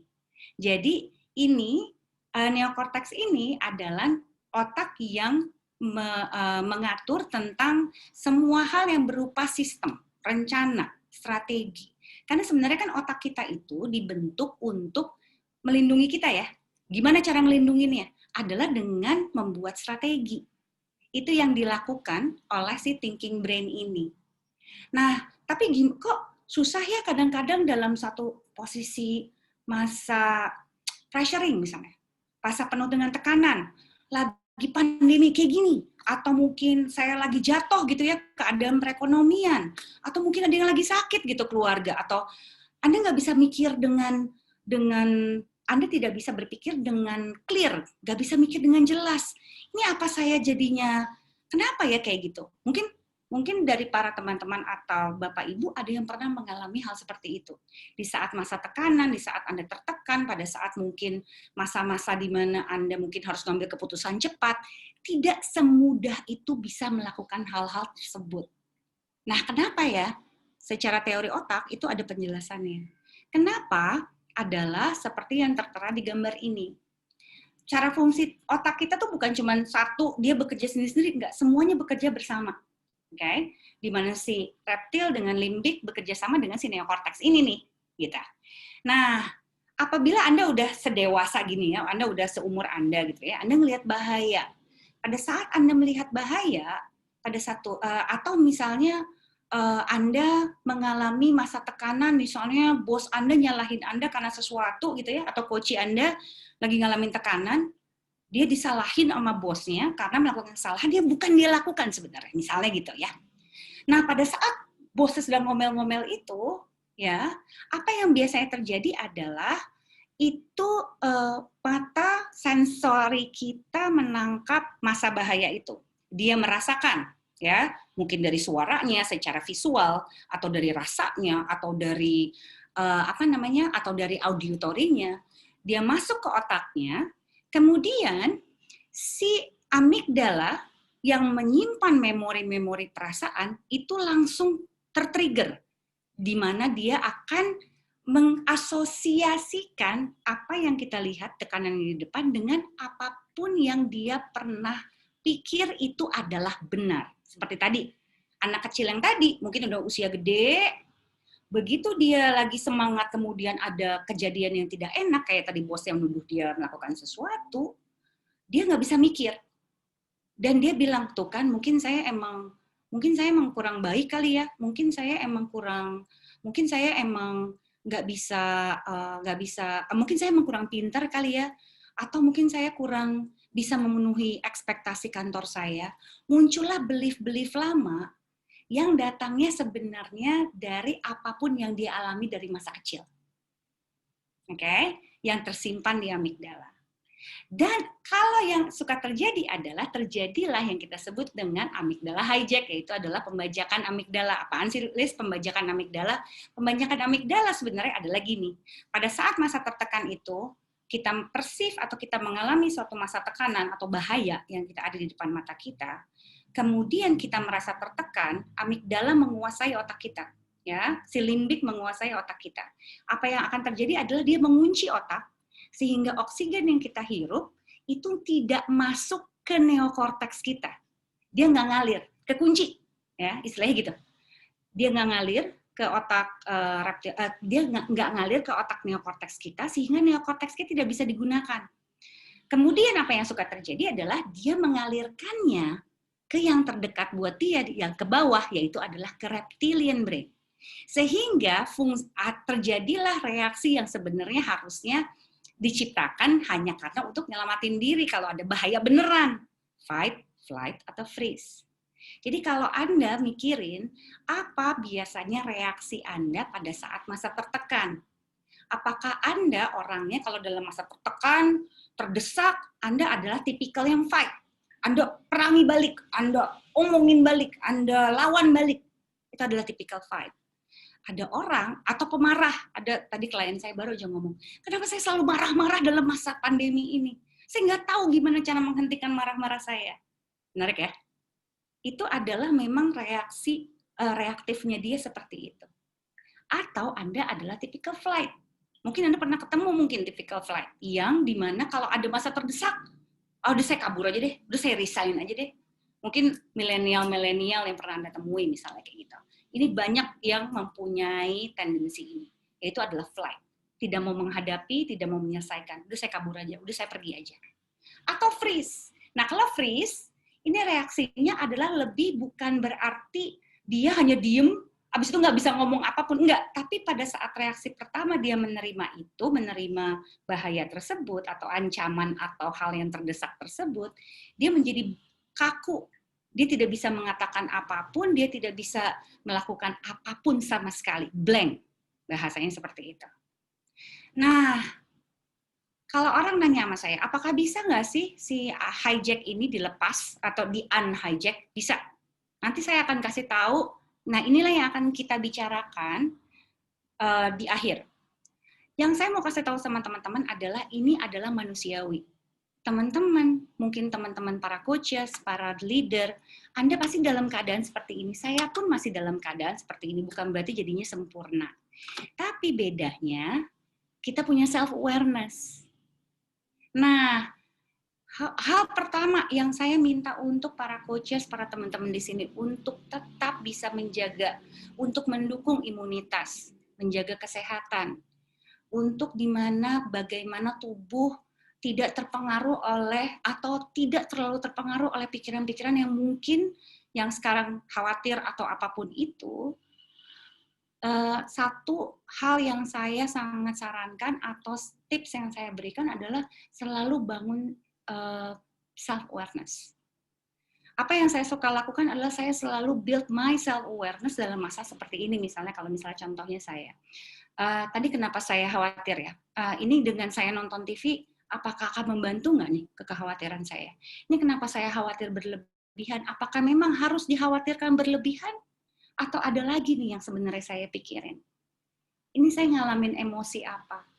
Nah, ini saya sangat sarankan untuk para teman-teman terus identifikasiin. Mana emosi yang mungkin muncul jadi kekuatan, atau mana emosi yang mungkin teman-teman punya adalah menjadi kelemahan. Misalnya kayak tadi, marah jadinya berlebihan. Kalau dari teori emotional intelligence yang saya pelajari ya di sekolah, saya selalu berpikir, selalu dibilangnya gini, Tuhan itu menciptakan rasa atau perasaan. Itu tuh nggak ada yang negatif sebenarnya. Perasaan marah, sedih, takut, khawatir, itu nggak ada yang negatif sebenarnya. Sebenarnya, semuanya membawa sesuatu atau semuanya itu memberikan pelajaran masing-masing pada setiap orangnya. Tapi, saya ingat banget pada saat saya belajar, tapi yang berlebihan, itu yang mungkin membuatnya menjadi orang mengatakannya negatif. Khawatir. Apakah rasa khawatir diperlukan? Of course. Kita perlu khawatir dong, kalau enggak, kita jadi nggak bijaksana, main hajar semacam. Mungkin itu juga jadinya nggak sehat. Apakah kita perlu rasa takut? Perlu rasa takut itu. Jadinya kita lebih bijaksana memilih langkah yang kita mau lakukan dan membuat strategi. Apakah kita perlu rasa marah? Kita perlu rasa marah. Untuk apa? Membuat boundaries kita dengan orang lain. Tapi yang berlebihan dari 3 itu, mungkin itu yang perlu mau dilihat. Kenapa emosi itu bisa berlebihan? Menyangkut tentang memori apa mungkin dari diri kita atau hal-hal apa yang masih kita percaya, itu menyangkut ke diri kita sehingga kita jadi berlebihan mempunyai emosi tersebut. Yang kedua, coba mulai lebih menyadari trigger apa yang memancing emosi tersebut. Misalnya, kalau si anak yang tadi saya contohin, triggernya pada saat ada orang membentak, itu trigger buat dia. Mungkin trigger buat Anda, buat tiap orang beda. Buat saya misalnya triggernya adalah pada saat saya melihat, nih contoh kecil ya, saya melihat ada orang yang kalau bekerja lambat, itu trigger tuh buat saya tuh. Ini kenapa sih lambat banget? Udah deh, kalau gitu itu ngebuat saya misalnya jadi lebih emosi atau jadinya lebih nggak sabaran dengan orang tersebut.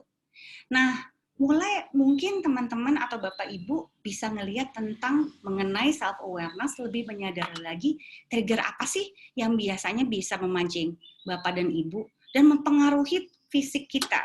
Ingat ya, yang saya katakan ini adalah bagaimana emosi dapat mempengaruhi fisik kita.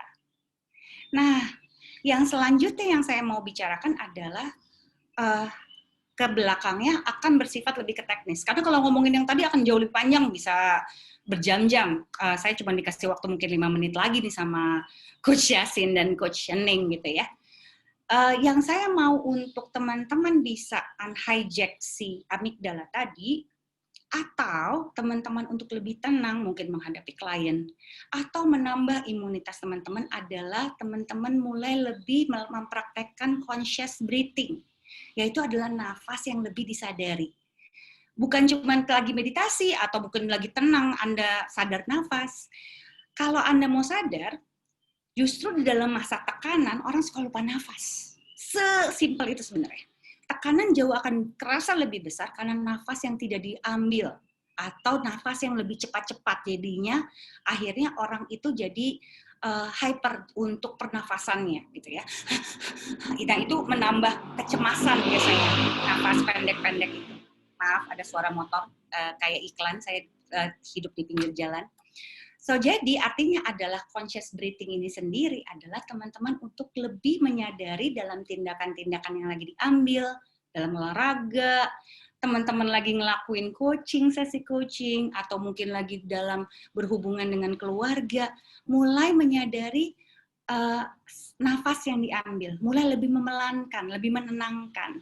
Fungsinya adalah nurunin detak jantung yang terlalu cepat, sehingga tubuh lebih rileks dan terhindar dari tekanan darah tinggi. Ternyata conscious breathing kalau dilatih terus, bukan cuma sekali ya, dilatih terus-menerus memperbaiki pencernaan yang kurang baik. Sehingga terhindar dari rasa mual, perut begah, kondisi pencernaan yang kurang baik. Membantu kita lebih aware lagi jadinya terhadap, oh dalam kondisi itu saya butuhnya ini. ya, sangat ngebantu. Dan yang menarik adalah kalau teman-teman atau Bapak Ibu akhir-akhir ini mungkin secara hormonal energi nih jadi cepat lemas banget, cepat capek gitu. Konsep kayak kalau saya ini kayak meeting Zoom gini nih bikin saya konsentrasi, setelah itu kayak energi saya drop. Nah, saya melatih conscious breathing ini untuk bagaimana tubuh saya dapat memproduksi energi dengan jauh lebih baik. Nah, ini mungkin ini yang terakhir buat para Bapak Ibu dan teman-teman mungkin pernah melihat ini sebelumnya, yaitu adalah hormon chemical yang tadi disebut oleh Coach Getty, apa yang dapat kita latih untuk bisa melatih hormon positif itu ada di diri kita sehingga sistem imun kita naik, gitu ya. Dan itu akan membantu kita secara fisik. Oke. Yang pertama adalah dopamin namanya. Nah, kalau teman-teman ngerasa ingin punya sebuah hormon untuk meningkatkan hormon yang meningkatkan imunitas, dopamin adalah salah satu hormon yang dapat meningkatkan imunitas dan rasa kebahagiaan.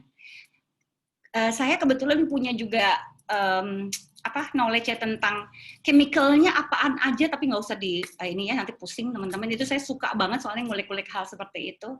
Ini namanya reward chemical, di mana dia memberikan rasa penghargaan, memberikan rasa kebanggaan. Kayak gini, caranya selesaikan tugas A sampai Z, selesaiin. Itu akan memberikan kita dopamin, timbul hormon dopamin muncul di dalam tubuh kita. Kemudian melakukan aktivitas untuk menjaga diri, misalnya teman-teman minum, makan sayur, makan vitamin dengan teratur, atau teman-teman olahraga gitu ya, terus ngejaga untuk teman-teman juga nggak kebanyakan nonton berita karena akan bikin pusing, itu akan muncul dopamin. Makan, itu juga salah satu hal yang membuat dopamin bisa ditumbuhkan, atau merayakan kemenangan kecil-kecil. Ya, misalnya kayak anak kecil, kayak misalnya anak saya masih kecil banget, kelas 1 SD, kalau dia habis gambar, dia tunjukin ke saya, there's a small winning after drawing that picture, kan ya, habis ngegambar itu. Bagus banget, that's actually merayakan kemenangan kecil-kecil. Nah, kita sebagai orang dewasa suka lupa tuh bagian merayakan kemenangan kecil-kecil. Nah, di dalam coaching, itu banyak harus kita lakukan dengan klien kita. Nah, mungkin ini adalah hormon yang perlu kita tumbuhkan di dalam tubuh kita sebagai coach juga. Endorfin, painkiller. Painkiller ini bukan berarti abis gitu abis itu sakitnya hilang. Tapi kalau Bapak Ibu pernah dengar, tubuh itu sebenarnya punya sistem sendiri untuk mengobati tubuh kita. Nah, salah satunya dengan menumbuhkan atau membangun si hormon endorfin ini. Dengan cara apa? Tawa. Ketawa itu bisa numbuhin endorfin dan bisa mengurangi rasa sakit di tubuh kita. Essential oil ya, bukannya iklan ya. Ya, ini juga salah satunya karena dia memancing syaraf penciumannya kita yang akan dikirimkan kepada otak kita. Nonton komedi nih, suami saya paling doyan nih nonton komedi. Tiba-tiba dia akan ketawa-ketawa sendiri nonton komedi dan itu akan numbuhin apabila dia lagi pegel-pegel itu akan membantu dia untuk mengurangi itu, misalnya gitu. Coklat pahit itu adalah dark chocolate ya, saya nggak tahu bahasa Indonesianya apa. Dark chocolate itu juga bisa menumbuhkan endorfin kalau Anda makan, bukan cuma diliatin ya. Atau olahraga definitely bisa menimbulkan endorfin. Oksitosin, love hormone. Nah, ini nih adalah bagaimana menimbulkan rasa nyaman, kehangatan. Bermain dengan binatang, bermain dengan anak, bayi, anak kecil, pegangan tangan ya dengan orang lain itu menimbulkan hormon oksitosin, memeluk keluarga, memberi pujian, itu akan menimbulkan oksitosin. Kalau di dalam sistem coaching, di dalam kompetensi yang kita sedang bikin, memberikan pujian atau kita sebut compliment, itu juga adalah salah satu kompetensi yang harus dimiliki oleh seorang coach. Jangan pernah lupa untuk memberikan pujian atau penghargaan. Karena itu akan menimbulkan oksitosin di orang tersebut sehingga dia merasa hangat dan nyaman untuk bicara kepada kita sebagai seorang coach. Yang terakhir, serotonin, yaitu adalah mood stabilizer. Ini kalau teman-teman yang lagi musim nih, moodnya swing banget di dalam masa seperti ini. Terus abis itu Anda cepat-cepat perasaan tuh bisa gonta-ganti cepat banget dalam masa-masa seperti ini. Mood stabilizer adalah salah satu hal yang disarankan untuk ditumbuhkan di dalam tubuh kita. yaitu adalah dengan salah satunya meditasi, menenangkan diri, terpapar matahari ya. Kalau ada seorang dokter teman saya selalu mengatakan 15 menit antara jam 9 sampai jam 10 itu adalah yang terbaik.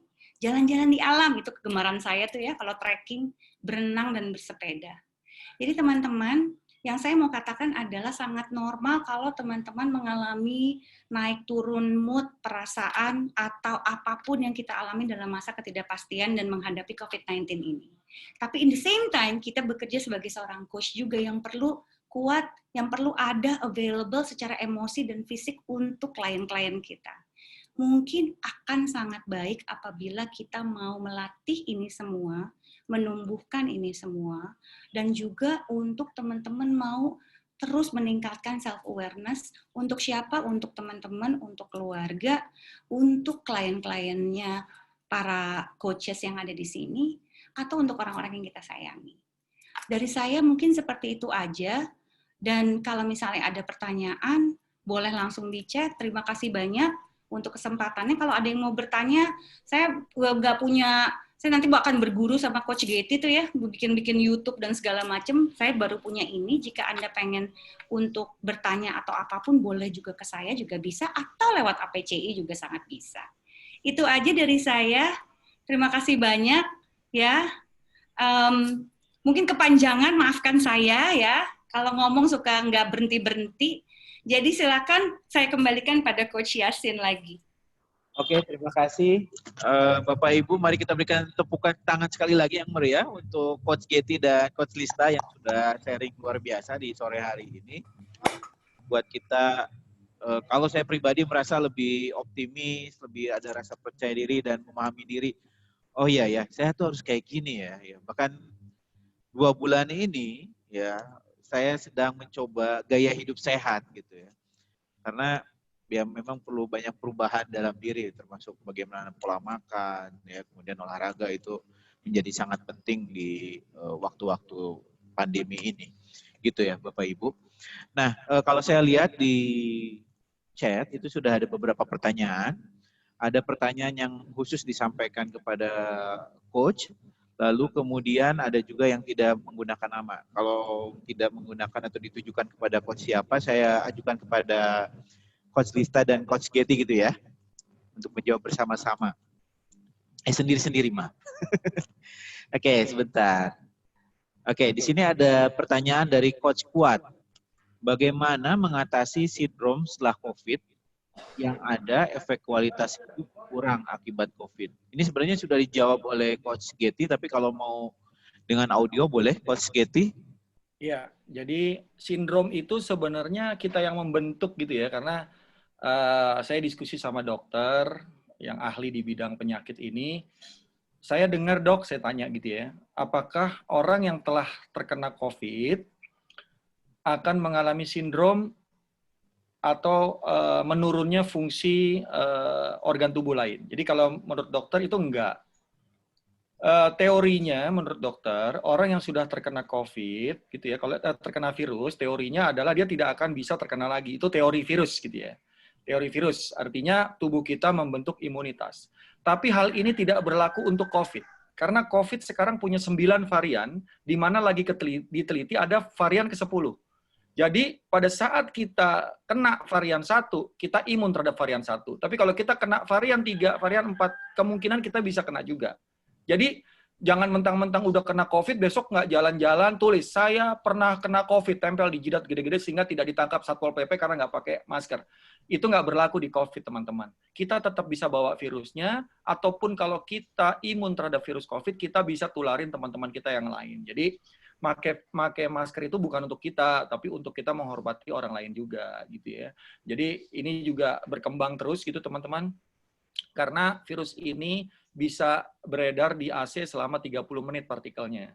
Jadi kita mungkin bisa makan pakai masker, tapi pada saat kita makan kita akan buka, disitulah bisa virusnya masuk. Saya sampai saat ini nggak tahu kena di mana. Dan semua teman-teman saya yang pernah ketemu saya selama 14 hari sampai 1 bulan sebelumnya, itu mereka sehat semua. Ya, tapi saya terkena. Jadi kalau tadi tanya sindrom, enggak Pak.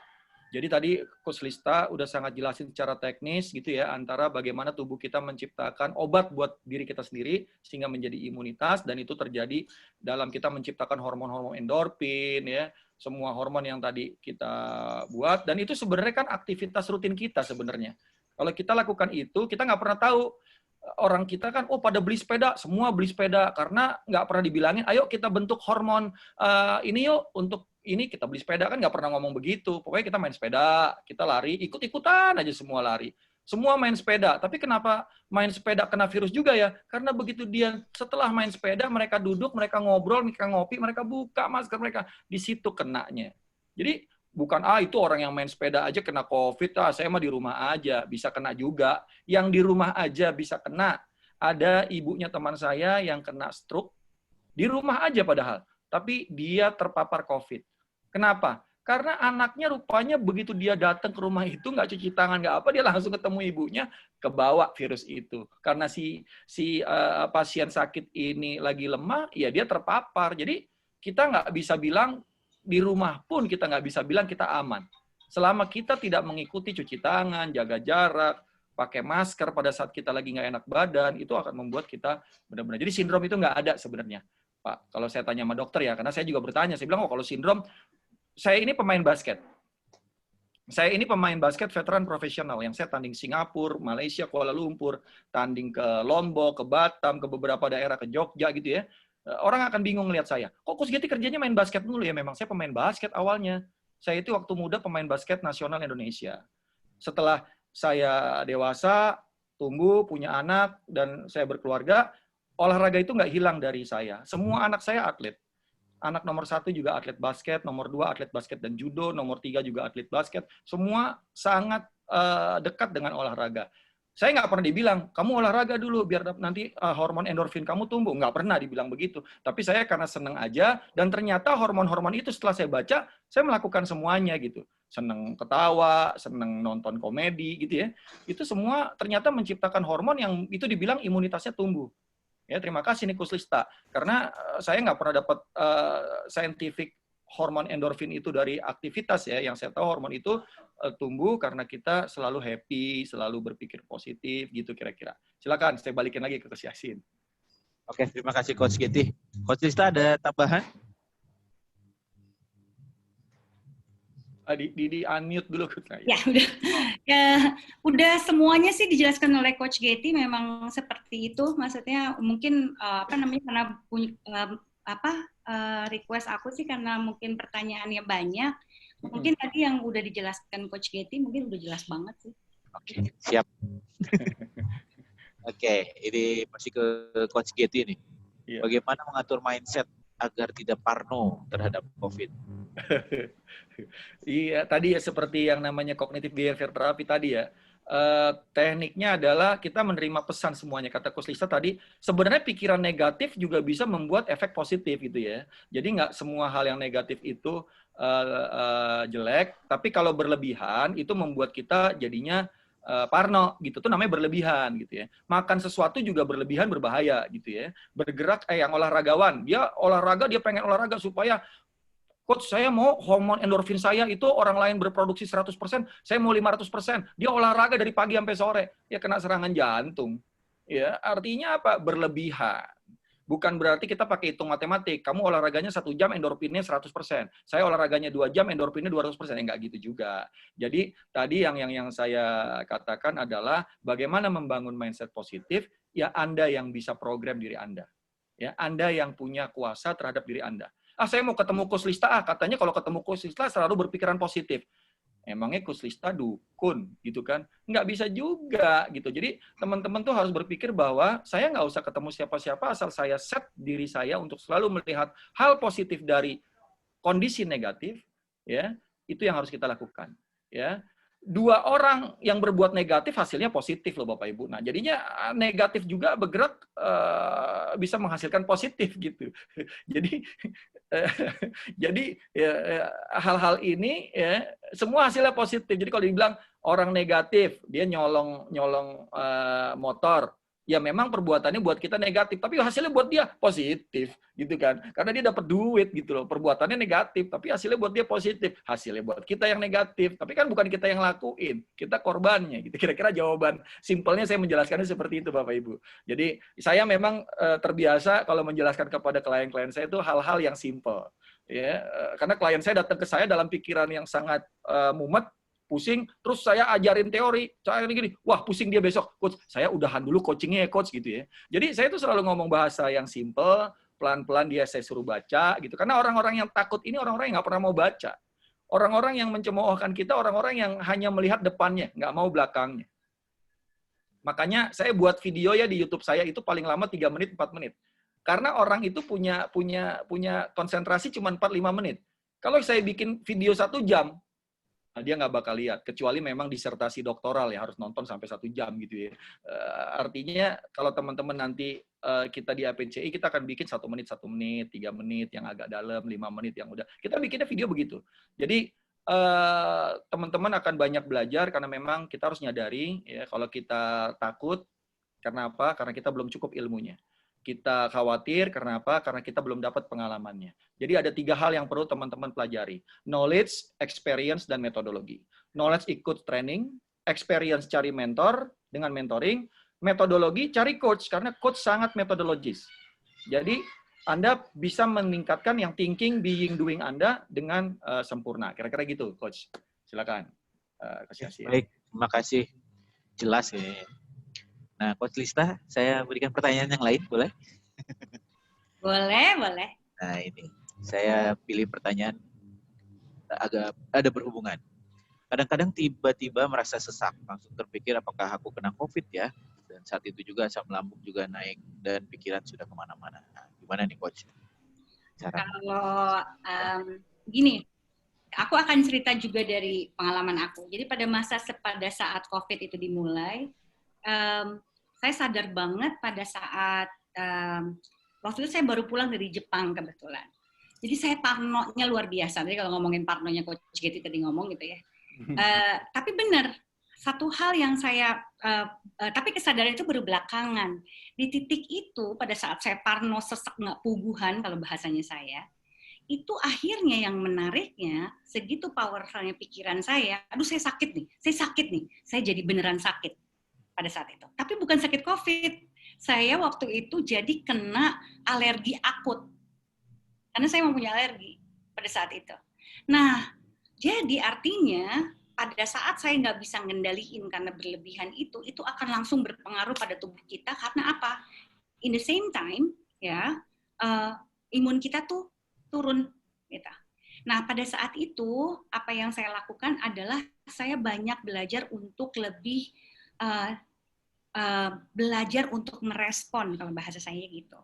Yang tadi conscious breathing saya terus latih untuk saya bernafas lebih panjang, sayanya lebih ngatur pernafasan saya sehingga kalau yang saya katakan adalah begitu kita melatih pernafasan di tengah kekalutan, kepanikan atau kegelisahan seperti itu, sebenarnya kalau dalam fungsi otak, yang tadi, si amigdala yang tadinya dibajak, itu kebuka bajakannya. Hanya butuh 6-10 detik pernafasan panjang yang kita lakukan, ya, pembajakannya akan dibuka. Sehingga kita akan lebih tenang dan tahu mikir kita mesti ngapain.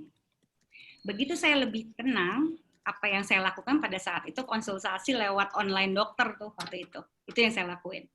Saya langsung konsultasi, saya langsung nanya, saya langsung minum obat.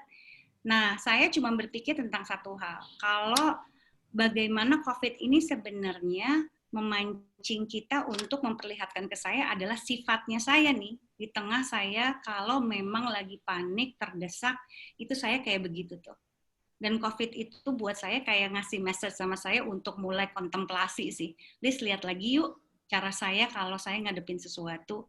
Liz, lihat lagi yuk cara saya kalau saya mau untuk membuat keputusan atau strategi. Nah, buat saya masa COVID itu salah satunya adalah memberikan message itu untuk berkontemplasi. Jadi lebih banyak bernafas, conscious, kemudian melatih. Yang perlu diingat cuma satu, otak itu hanya bisa punya fungsi kalau dia dilatih. Hormonnya tadi akan tumbuh kalau dilatih. Jadi kalau cuma dilakuin sekali mah nggak ngaruh. Kalau ketawa, saya udah ketawa kok nggak muncul tuh hormon. Ya enggak lah. Harus terus dan terus dan terus dan terus. Makanya otot itu tidak bisa dibentuk hanya cuma sekali ke gym. Otot itu perlu dibentuk berkali-kali kita datang ke gym. Ada metodologinya yang tadi kata Coach Getty katakan. Makanya yang tadi pas banget Coach Getty ngomongnya gitu. Knowledge, abis itu kita mesti ngerasain sendiri. Gitu. Tapi harus punya knowledge-nya juga. Seperti itu. Ya, saya tambahin sedikit lagi, Coach Yasin. Jadi, kita bisa mempunyai memori dari brain. Otot kita juga punya memori namanya myelin. Ya, ini yang diangkat oleh Profesor Renat Kasali gitu ya, myelin. Artinya ini coaching sering mengangkatnya. Anda pada saat pertama menemukan sesuatu yang sama sekali baru, Anda itu tidak sadar dan tidak tahu atau tidak kompeten dalam hal ini. Apa yang perlu Anda lakukan untuk belajar ke tahapan berikutnya? Anda harus dulu conscious tapi masih inkompeten. Artinya apa? Anda harus sadar dulu apa yang Anda tidak tahu. Jadi dari Anda tidak sadar apa yang Anda tidak tahu, Anda harus sadar dulu apa yang Anda tidak tahu. Sehingga dengan Anda sadar apa yang Anda tidak tahu, Anda mulai mencari tahu. Mencari tahu, belajar, berlatih, ketemu orang, sehingga Anda sadar dan tahu. Nah, untuk Anda bisa mengeluarkan hormon-hormon endorfin, yang tadi dibilang sama Coach Lista banyak hormon tersebut, itu dalam keadaan tidak sadar pun, Anda tetap akan tahu. Kenapa? Karena sudah terlatih. Ya, jadi unconscious incompetent, conscious incompetent, conscious competent, unconscious competence. Jadi ini adalah stage untuk Anda learning. Ini namanya learning stage. Kalau kita di NLP kita belajar ini. Dan teman-teman tuh nggak perlu khawatir. Ada yang nanya tadi, Coach gimana ya supaya kita bisa seperti Coach Getty atau Coach Lista? Jangan contohnya saya, masih banyak yang lebih hebat gitu loh. Tapi saya bisa membuat Anda lebih hebat dari saya. Klien-klien saya yang saya dampingi, mereka lebih luar biasa, lebih hebat dari saya. Kenapa? Karena saya hanya pendamping. Coach itu tidak pernah ada nongol di depan. Tidak pernah dia tanya, kamu hebat, coachnya siapa? Nggak ada. Tapi siapapun yang hebat, dia akan bilang, you luar biasa. Kita mah coach di belakang. Makanya kalau hire coach itu jangan bayar di belakang, bayar di depan. Gitu. Karena kalau bayar di belakang, udah nggak dikenal coachnya, dibayar di belakang, dikurangin pula dengan fee ini, fee itu. Coachnya miskin duluan. Jadi ada yang kaget sama saya, kok bayar Coach Getty kok di depan ya? Yes, karena you harus punya komitmen untuk bayar di depan. Makanya jadi anggota APCI bayarnya di depan gitu. Nanti Coach Ning apa segala macam ceritain kenapa harus bayar di depan supaya Anda komit untuk belajar. Itu yang saya alami selama ini. Ya, teman-teman nanti akan banyak dapetin materi-materi luar biasa. Ini kita siap-siap nih bikin materinya Coach Lista nih. 1 hari full kita adain certification untuk Anda mengerti tentang self coaching.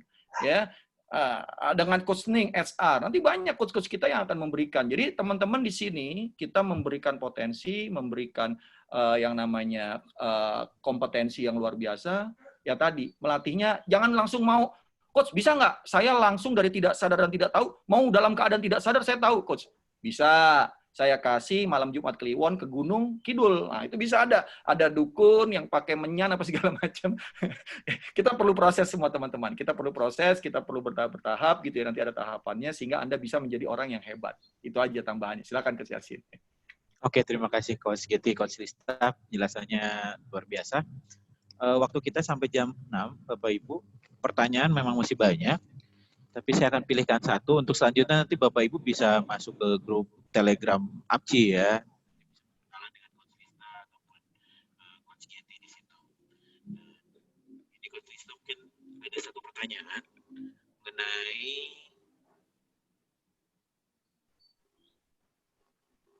bentuk latihan. Bentuk latihan apa yang bisa kita lakukan agar mampu menjadi pemerhati pikiran, emosi dan tubuh yang lebih baik. Ini dari Coach Aji. Oke. Bentuk latihan itu akan, terima kasih pertanyaannya, ini bagus banget pertanyaannya. Bentuk latihan yang dilakukan akan selalu tergantung oleh bagaimana orang tersebut, gitu ya. Jadi semua selalu akan disesuaikan dengan kita, gitu. Karena let's say misalnya saya contohkan orang yang tidak pernah bergerak sama sekali, mungkin akan dimulai dengan perencanaan langkah demi langkah untuk misalnya melatih tubuh kita, misalnya gitu ya. Kalau untuk kalau untuk latihannya. Tapi hal pertama yang perlu kita lakukan dulu sebenarnya sangat sederhana.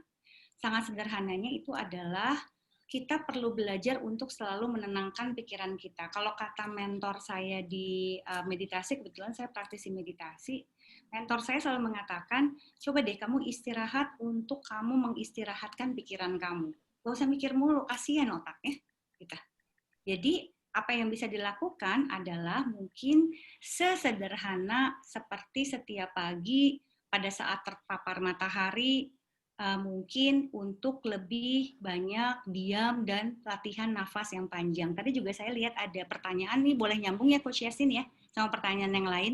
Tadi ada yang kurang lebih nyambung. Apa yang bisa dilakukan adalah nafas dengan lebih panjang. Nafas lebih panjang itu ada satu metode, ini nggak baku, bisa dilakukan beda. Nafasnya namanya teorinya 4-7-9. 4 adalah tarikan nafas sampai ke hitungan keempat, ya.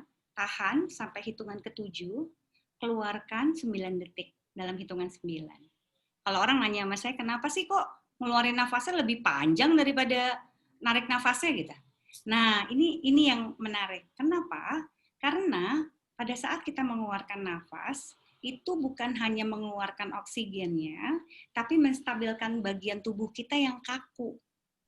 Mungkin teman-teman kebanyakan kayak saya nih, selalu di depan laptop, tiba-tiba tanpa sadar saya tuh suka kaku ininya, bahunya saya tuh kalau saya udah lagi serius ya, mata saya akan, dahi saya akan lebih ngernyit, terus saya akan lebih kaku, ini shoulder tuh apa sih, bahu saya tuh lebih kaku, dan saya tuh akan jadi sakit di daerah punggung sampai ke bawah. Dan itu akan, itu kalau berhari-hari saya lakukan, karena saya meeting Zoom, habis itu energi saya akan cepat habis, biasanya gitu. Karena apa? Karena badan saya kaku-kaku, fatigue. Nah, apa yang pertama yang saya harus sadari adalah pada saat saya meeting seperti ini, untuk pemerhati tadi ya, untuk bring awareness, sadari dulu bagaimana posisi tubuh kita. Ini namanya coaching somatik yang biasanya saya lakukan itu seperti ini. Saya bilang sama klien saya biasanya juga kayak gitu. Coba deh perhatikan cara kamu duduk, memperhatikan laptop pada saat kamu lagi meeting Zoom. Gimana posisi duduk tubuh kamu? Lebih maju kah? Atau badannya kaku? Mana bagian yang kamu rasakan lebih kaku? Mana bagian yang kamu rasakan banyak kamu pakai? Nah, yang saya lakukan pada klien biasanya adalah untuk dia membring atau membawa kesadarannya dia terhadap tubuhnya dia dulu. Karena itu sangat ngebantu. Ya, sangat ngebantu terhadap awareness. Jadi awareness pertama pada tubuh. Dan begitu dia lebih santai, begitu dia lebih bernafas pada saat dia ngomong kayak saya seperti ini, dan ada orang yang akhirnya bicara bisa lebih pelan. Pada saat dia melakukan itu, cara dia membuat keputusan juga jadi lebih baik, karena dia bisa melihat option. Karena kalau orang terburu-buru kan terkadang dia tidak bisa melihat option ya, karena selalu terburu-buru gitu, semua option jadi lewat gitu. Jadi knowledge juga nggak ada gunanya kalau Anda selalu pengen cepat-cepat, atau Anda bernafas lebih pendek. Nah, itu mungkin salah satu caranya. Nah, cara yang lain lagi yang bisa juga lebih sederhana, tadi juga ada yang nanya nih, Coach Yasin, berhubungan, gimana sih conscious breathing itu cara untuk menyadarinya? Nih, mungkin juga PR, kalau misalnya mau ya, saya suka ngasih PR gini, biasanya sama para coach saya, di dalam tindakan apapun yang kamu ambil, kamu ingat satu hal, gimana kamu nafas. Bring awareness dulu, cara kamu nafas gimana. Kamu nafas deh. Jadi begitu misalnya saya tiba-tiba mau ngambil makanan, saya ingat, oh saya nafas. Rasanya janggal, tapi di situ dia jadi menyadari tentang bagaimana dia bernafas selama ini. Apakah nafasnya teratur, panjang-panjang? Apa nafasnya selalu tersengal-sengal? Nah, kalau latihan-latihan itu dimulai dari tahapan-tahapan yang sangat sesederhana itu udah bisa menumbuhkan hormon-hormon yang tadi saya katakan, dopamin, endorfin, serotonin, dan oksitosin. Jadi jangan salah, bukan berarti beli sepeda dulu, serotoninnya baru muncul, ya nggak gitu, itu sih namanya yang pengen aja beli sepeda gitu ya. bukannya pengen aja kekinian gitu. Serotonin itu bisa ditumbuhkan dengan cara apapun, yang sesederhana apapun, tapi yang dicontohkannya adalah yang tadi saya katakan. Sepeda, berenang, meditasi. Di rumah kita bisa pakai spray loh, kalau teman saya ya, ada yang teman gym saya, spray itu bisa dipakai loh buat nge-gym di rumah, gimana caranya juga saya lupa. Tapi artinya kita punya sumber daya yang kita perlukan di rumah. Kalau kita bisa berpikir kayak gitu, kebayang kita juga bisa coming from kita ngomong sama klien juga kayak gitu jadinya, gitu sama para coach kita. Itu sih, Coach Yasin. Oke, terima kasih Coach Lista. Bapak Ibu, saya yakin pertanyaan masih banyak, tapi waktu juga yang membatasi kita. Sedikit boleh saya menginformasikan ke Bapak Ibu mengenai APCI. Nah, Bapak Ibu, mungkin di sini Bapak Ibu ada yang sudah sebagai coach ataupun berkeinginan menjadi coach, ya, maka Bapak Ibu bisa bergabung bersama APCI. Nah, menjadi anggota APCI ini adalah menjadi asosiasi coach Indonesia yang pertama di Indonesia dengan kemajemukan aliran coach. Jadi Bapak Ibu bisa perhatikan ada Coach Getty, ada Coach Lista dengan background yang luar biasa dari sisi coaching, ada NLP, ya, lalu lain-lainnya, dan kita juga sedang persiapan untuk standarisasi coach BNSP di sini ya. Dan tentunya pembelajaran-pembelajaran yang tadi Coach Getty sudah sampaikan, setiap coach akan memberikan materi-materi yang sudah ada ataupun dari Bapak Ibu sendiri nanti ada materinya. Dan tentunya sebagai coach yang saya pelajari adalah networking ya Bapak Ibu. Jadi networking yang luas bisa membantu Bapak Ibu juga untuk memaksimalkan tadi ya, jangan sampai menjadi coach yang dibayar di belakang, ya bayarnya di depan seperti itu. Lalu kemudian untuk mentoring dan coaching pengembangan lembaga training dan coaching di sini ya. Lalu kemudian Bapak Ibu untuk pendaftaran di sini dibutuhkan surat sponsorship dari organisasi Bapak Ibu ya. Lalu kemudian surat atau bukti pernah mengikuti sekolah atau kursus coaching. Kemudian membayar uang pendaftaran sejumlah 100.000 sekali saja seumur hidup. Dan ada iuran keanggotaan sejumlah 100.000 per 3 tahun nih. Ya.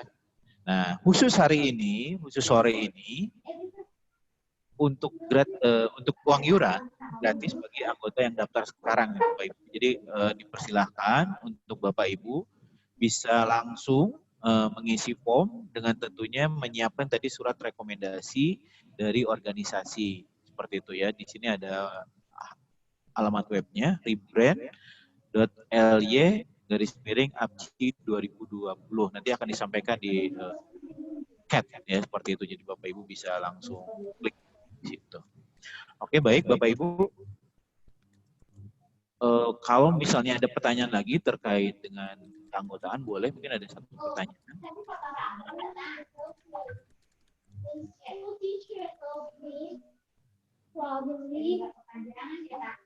Ada pertanyaan Bapak Ibu?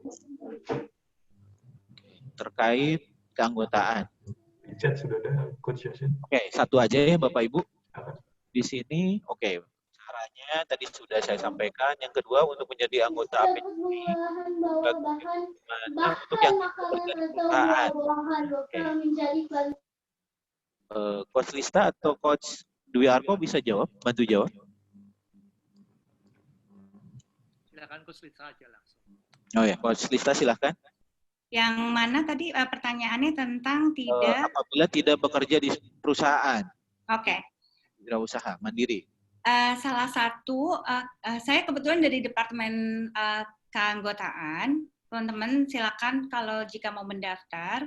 Kenapa kita buat persyaratan ini? Ada surat rekomendasi karena memang kita rekomendasikan untuk orang-orang yang pernah melakukan coaching atau rasa-rasanya itu adalah coaching mungkin dalam organisasi sendiri atau mungkin terhadap orang lain. Nah, jika pernah terhubung dengan organisasi lain, misalnya ada pihak-pihak yang mungkin pernah ikut training, Anda terlibat coaching di situ, Anda bisa dapat surat rekomendasi tentang Anda pernah melakukan coaching sebelumnya. Dari perusahaan training, atau mungkin dari lembaga, atau dari pihak yang pernah melakukan coaching yang merupakan adalah organisasi. Jadi itu bisa gitu. kalau misalnya Anda nggak bekerja dengan sebuah organisasi. Kalau Anda bekerja di organisasi, tinggal minta dari HR, saya sudah mempraktekkan coaching walaupun tidak resmi, itu juga bisa diminta untuk hanya rekomendasi, seperti itu aja. Jadi suratnya seperti itu bentuknya. Kalau misalnya, sorry tambahan sedikit pertanyaan untuk perjelas Coach Lisna, kalau misalnya belum bekerja di perusahaan, atau tidak bekerja di perusahaan, tapi berminat untuk menjadi anggota, apakah harus ada surat rekomendasi seperti ini?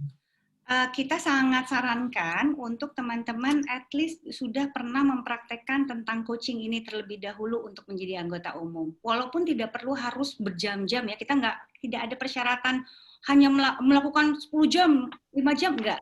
Pernah melakukan misalnya 1 jam tentang yang sifatnya ada coaching. Nah, kalau misalnya nanti ternyata belum ada, tapi udah pernah, tapi saya nggak tahu nih dapat rekomendasi dari mana. Untuk kasus yang seperti itu, mungkin hubungi kita aja langsung ya, Coach Ning ya. Nanti kita langsung ngobrol, kita cari tahu, nanti kita akan lihat kira-kira rekomendasi apa yang bisa dijadikan surat rekomendasi. Itu kemana ya, Coach Ning ya, untuk yang bisa menghubungi kitanya, ke email aja ya? Sebenarnya di chatting itu ada link untuk masuk ke dalam WA atau Telegram APCI. Okay. Masuk aja di situ dulu. Nanti kita kasih informasinya di situ. Jadi tanya jawabnya lebih enak di Telegram APCI. Ya, betul. Terima kasih Coach Getty. Ya, bergabung sama 160 orang yang sudah ada di dalam APCI. Ya, terima kasih Coach Getty. Ya. Baik, Bapak Ibu, seperti saya sudah sampaikan, ya, waktu mempertemukan kita dan waktu juga akan memisahkan kita sebentar lagi. Ya, saya ucapkan terima kasih pada Bapak Ibu yang telah hadir di sini. Baik kita foto bersama nggak nih? Oh boleh, ya kita foto bersama. Baik. Dibuka videonya teman-teman. Boleh, kita foto. Bapak Ibu boleh dibuka video terlebih dahulu. Kita akan foto bersama sebelum. Luar biasa, hari ini sekitar 76 orang yang bisa join, tapi sebenarnya yang daftar itu di atas 250 orang, teman-teman. Mungkin kita akan adakan lagi, ya, nanti di sesi yang lebih mendalam lagi. Silakan di foto Mr. Host. Ada 3 halaman yang tersisa, yang masih bertahan, layak dapat bintang, 56 orang. Oke, ini halaman 1.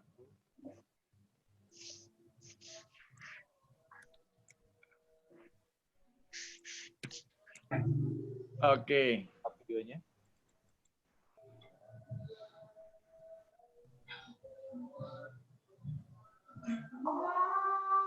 Pas, maghrib.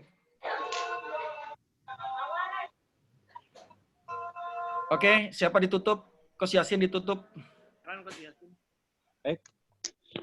Bapak Ibu, sekali lagi saya ucapkan terima kasih kepada para peserta sore hari ini yang sudah mengikuti sesi webinar sampai dengan akhir, dan semoga Bapak Ibu semuanya mendapatkan manfaat dari apa yang sudah disampaikan oleh Coach Lista, Coach Getty, kemudian Coach Ning, dan harapan Bapak Ibu bisa bergabung bersama APCI. Kami tunggu pendaftarannya, atau minimal Bapak Ibu bergabung dulu bersama grup Telegram.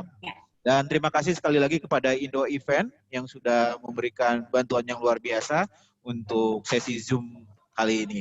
Terima kasih Bapak Ibu, tepuk tangan buat Bapak Ibu semuanya. Salam. Terima kasih. Terima kasih semua. Terima kasih semua. Terima kasih Coach Lesti, Coach Terima kasih Ning. Coach Getty, Coach Lesti, teman-teman. Yo, mari teman-teman. Terima kasih. Assalamualaikum. Ya, terima kasih Pak Anang dari Palembang. Ada klien saya dari Palembang, Pak Anang.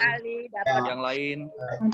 Terima kasih Coach Getty dan terima kasih Ya, Coach terima Lista. kasih. Sangat Coach bermanfaat. Getty. Sampai ketemu. Sampai ketemu lagi ya. Terima kasih. Yo. Assalamualaikum warahmatullahi wabarakatuh. Waalaikumsalam warahmatullahi wabarakatuh. Terima kasih semuanya.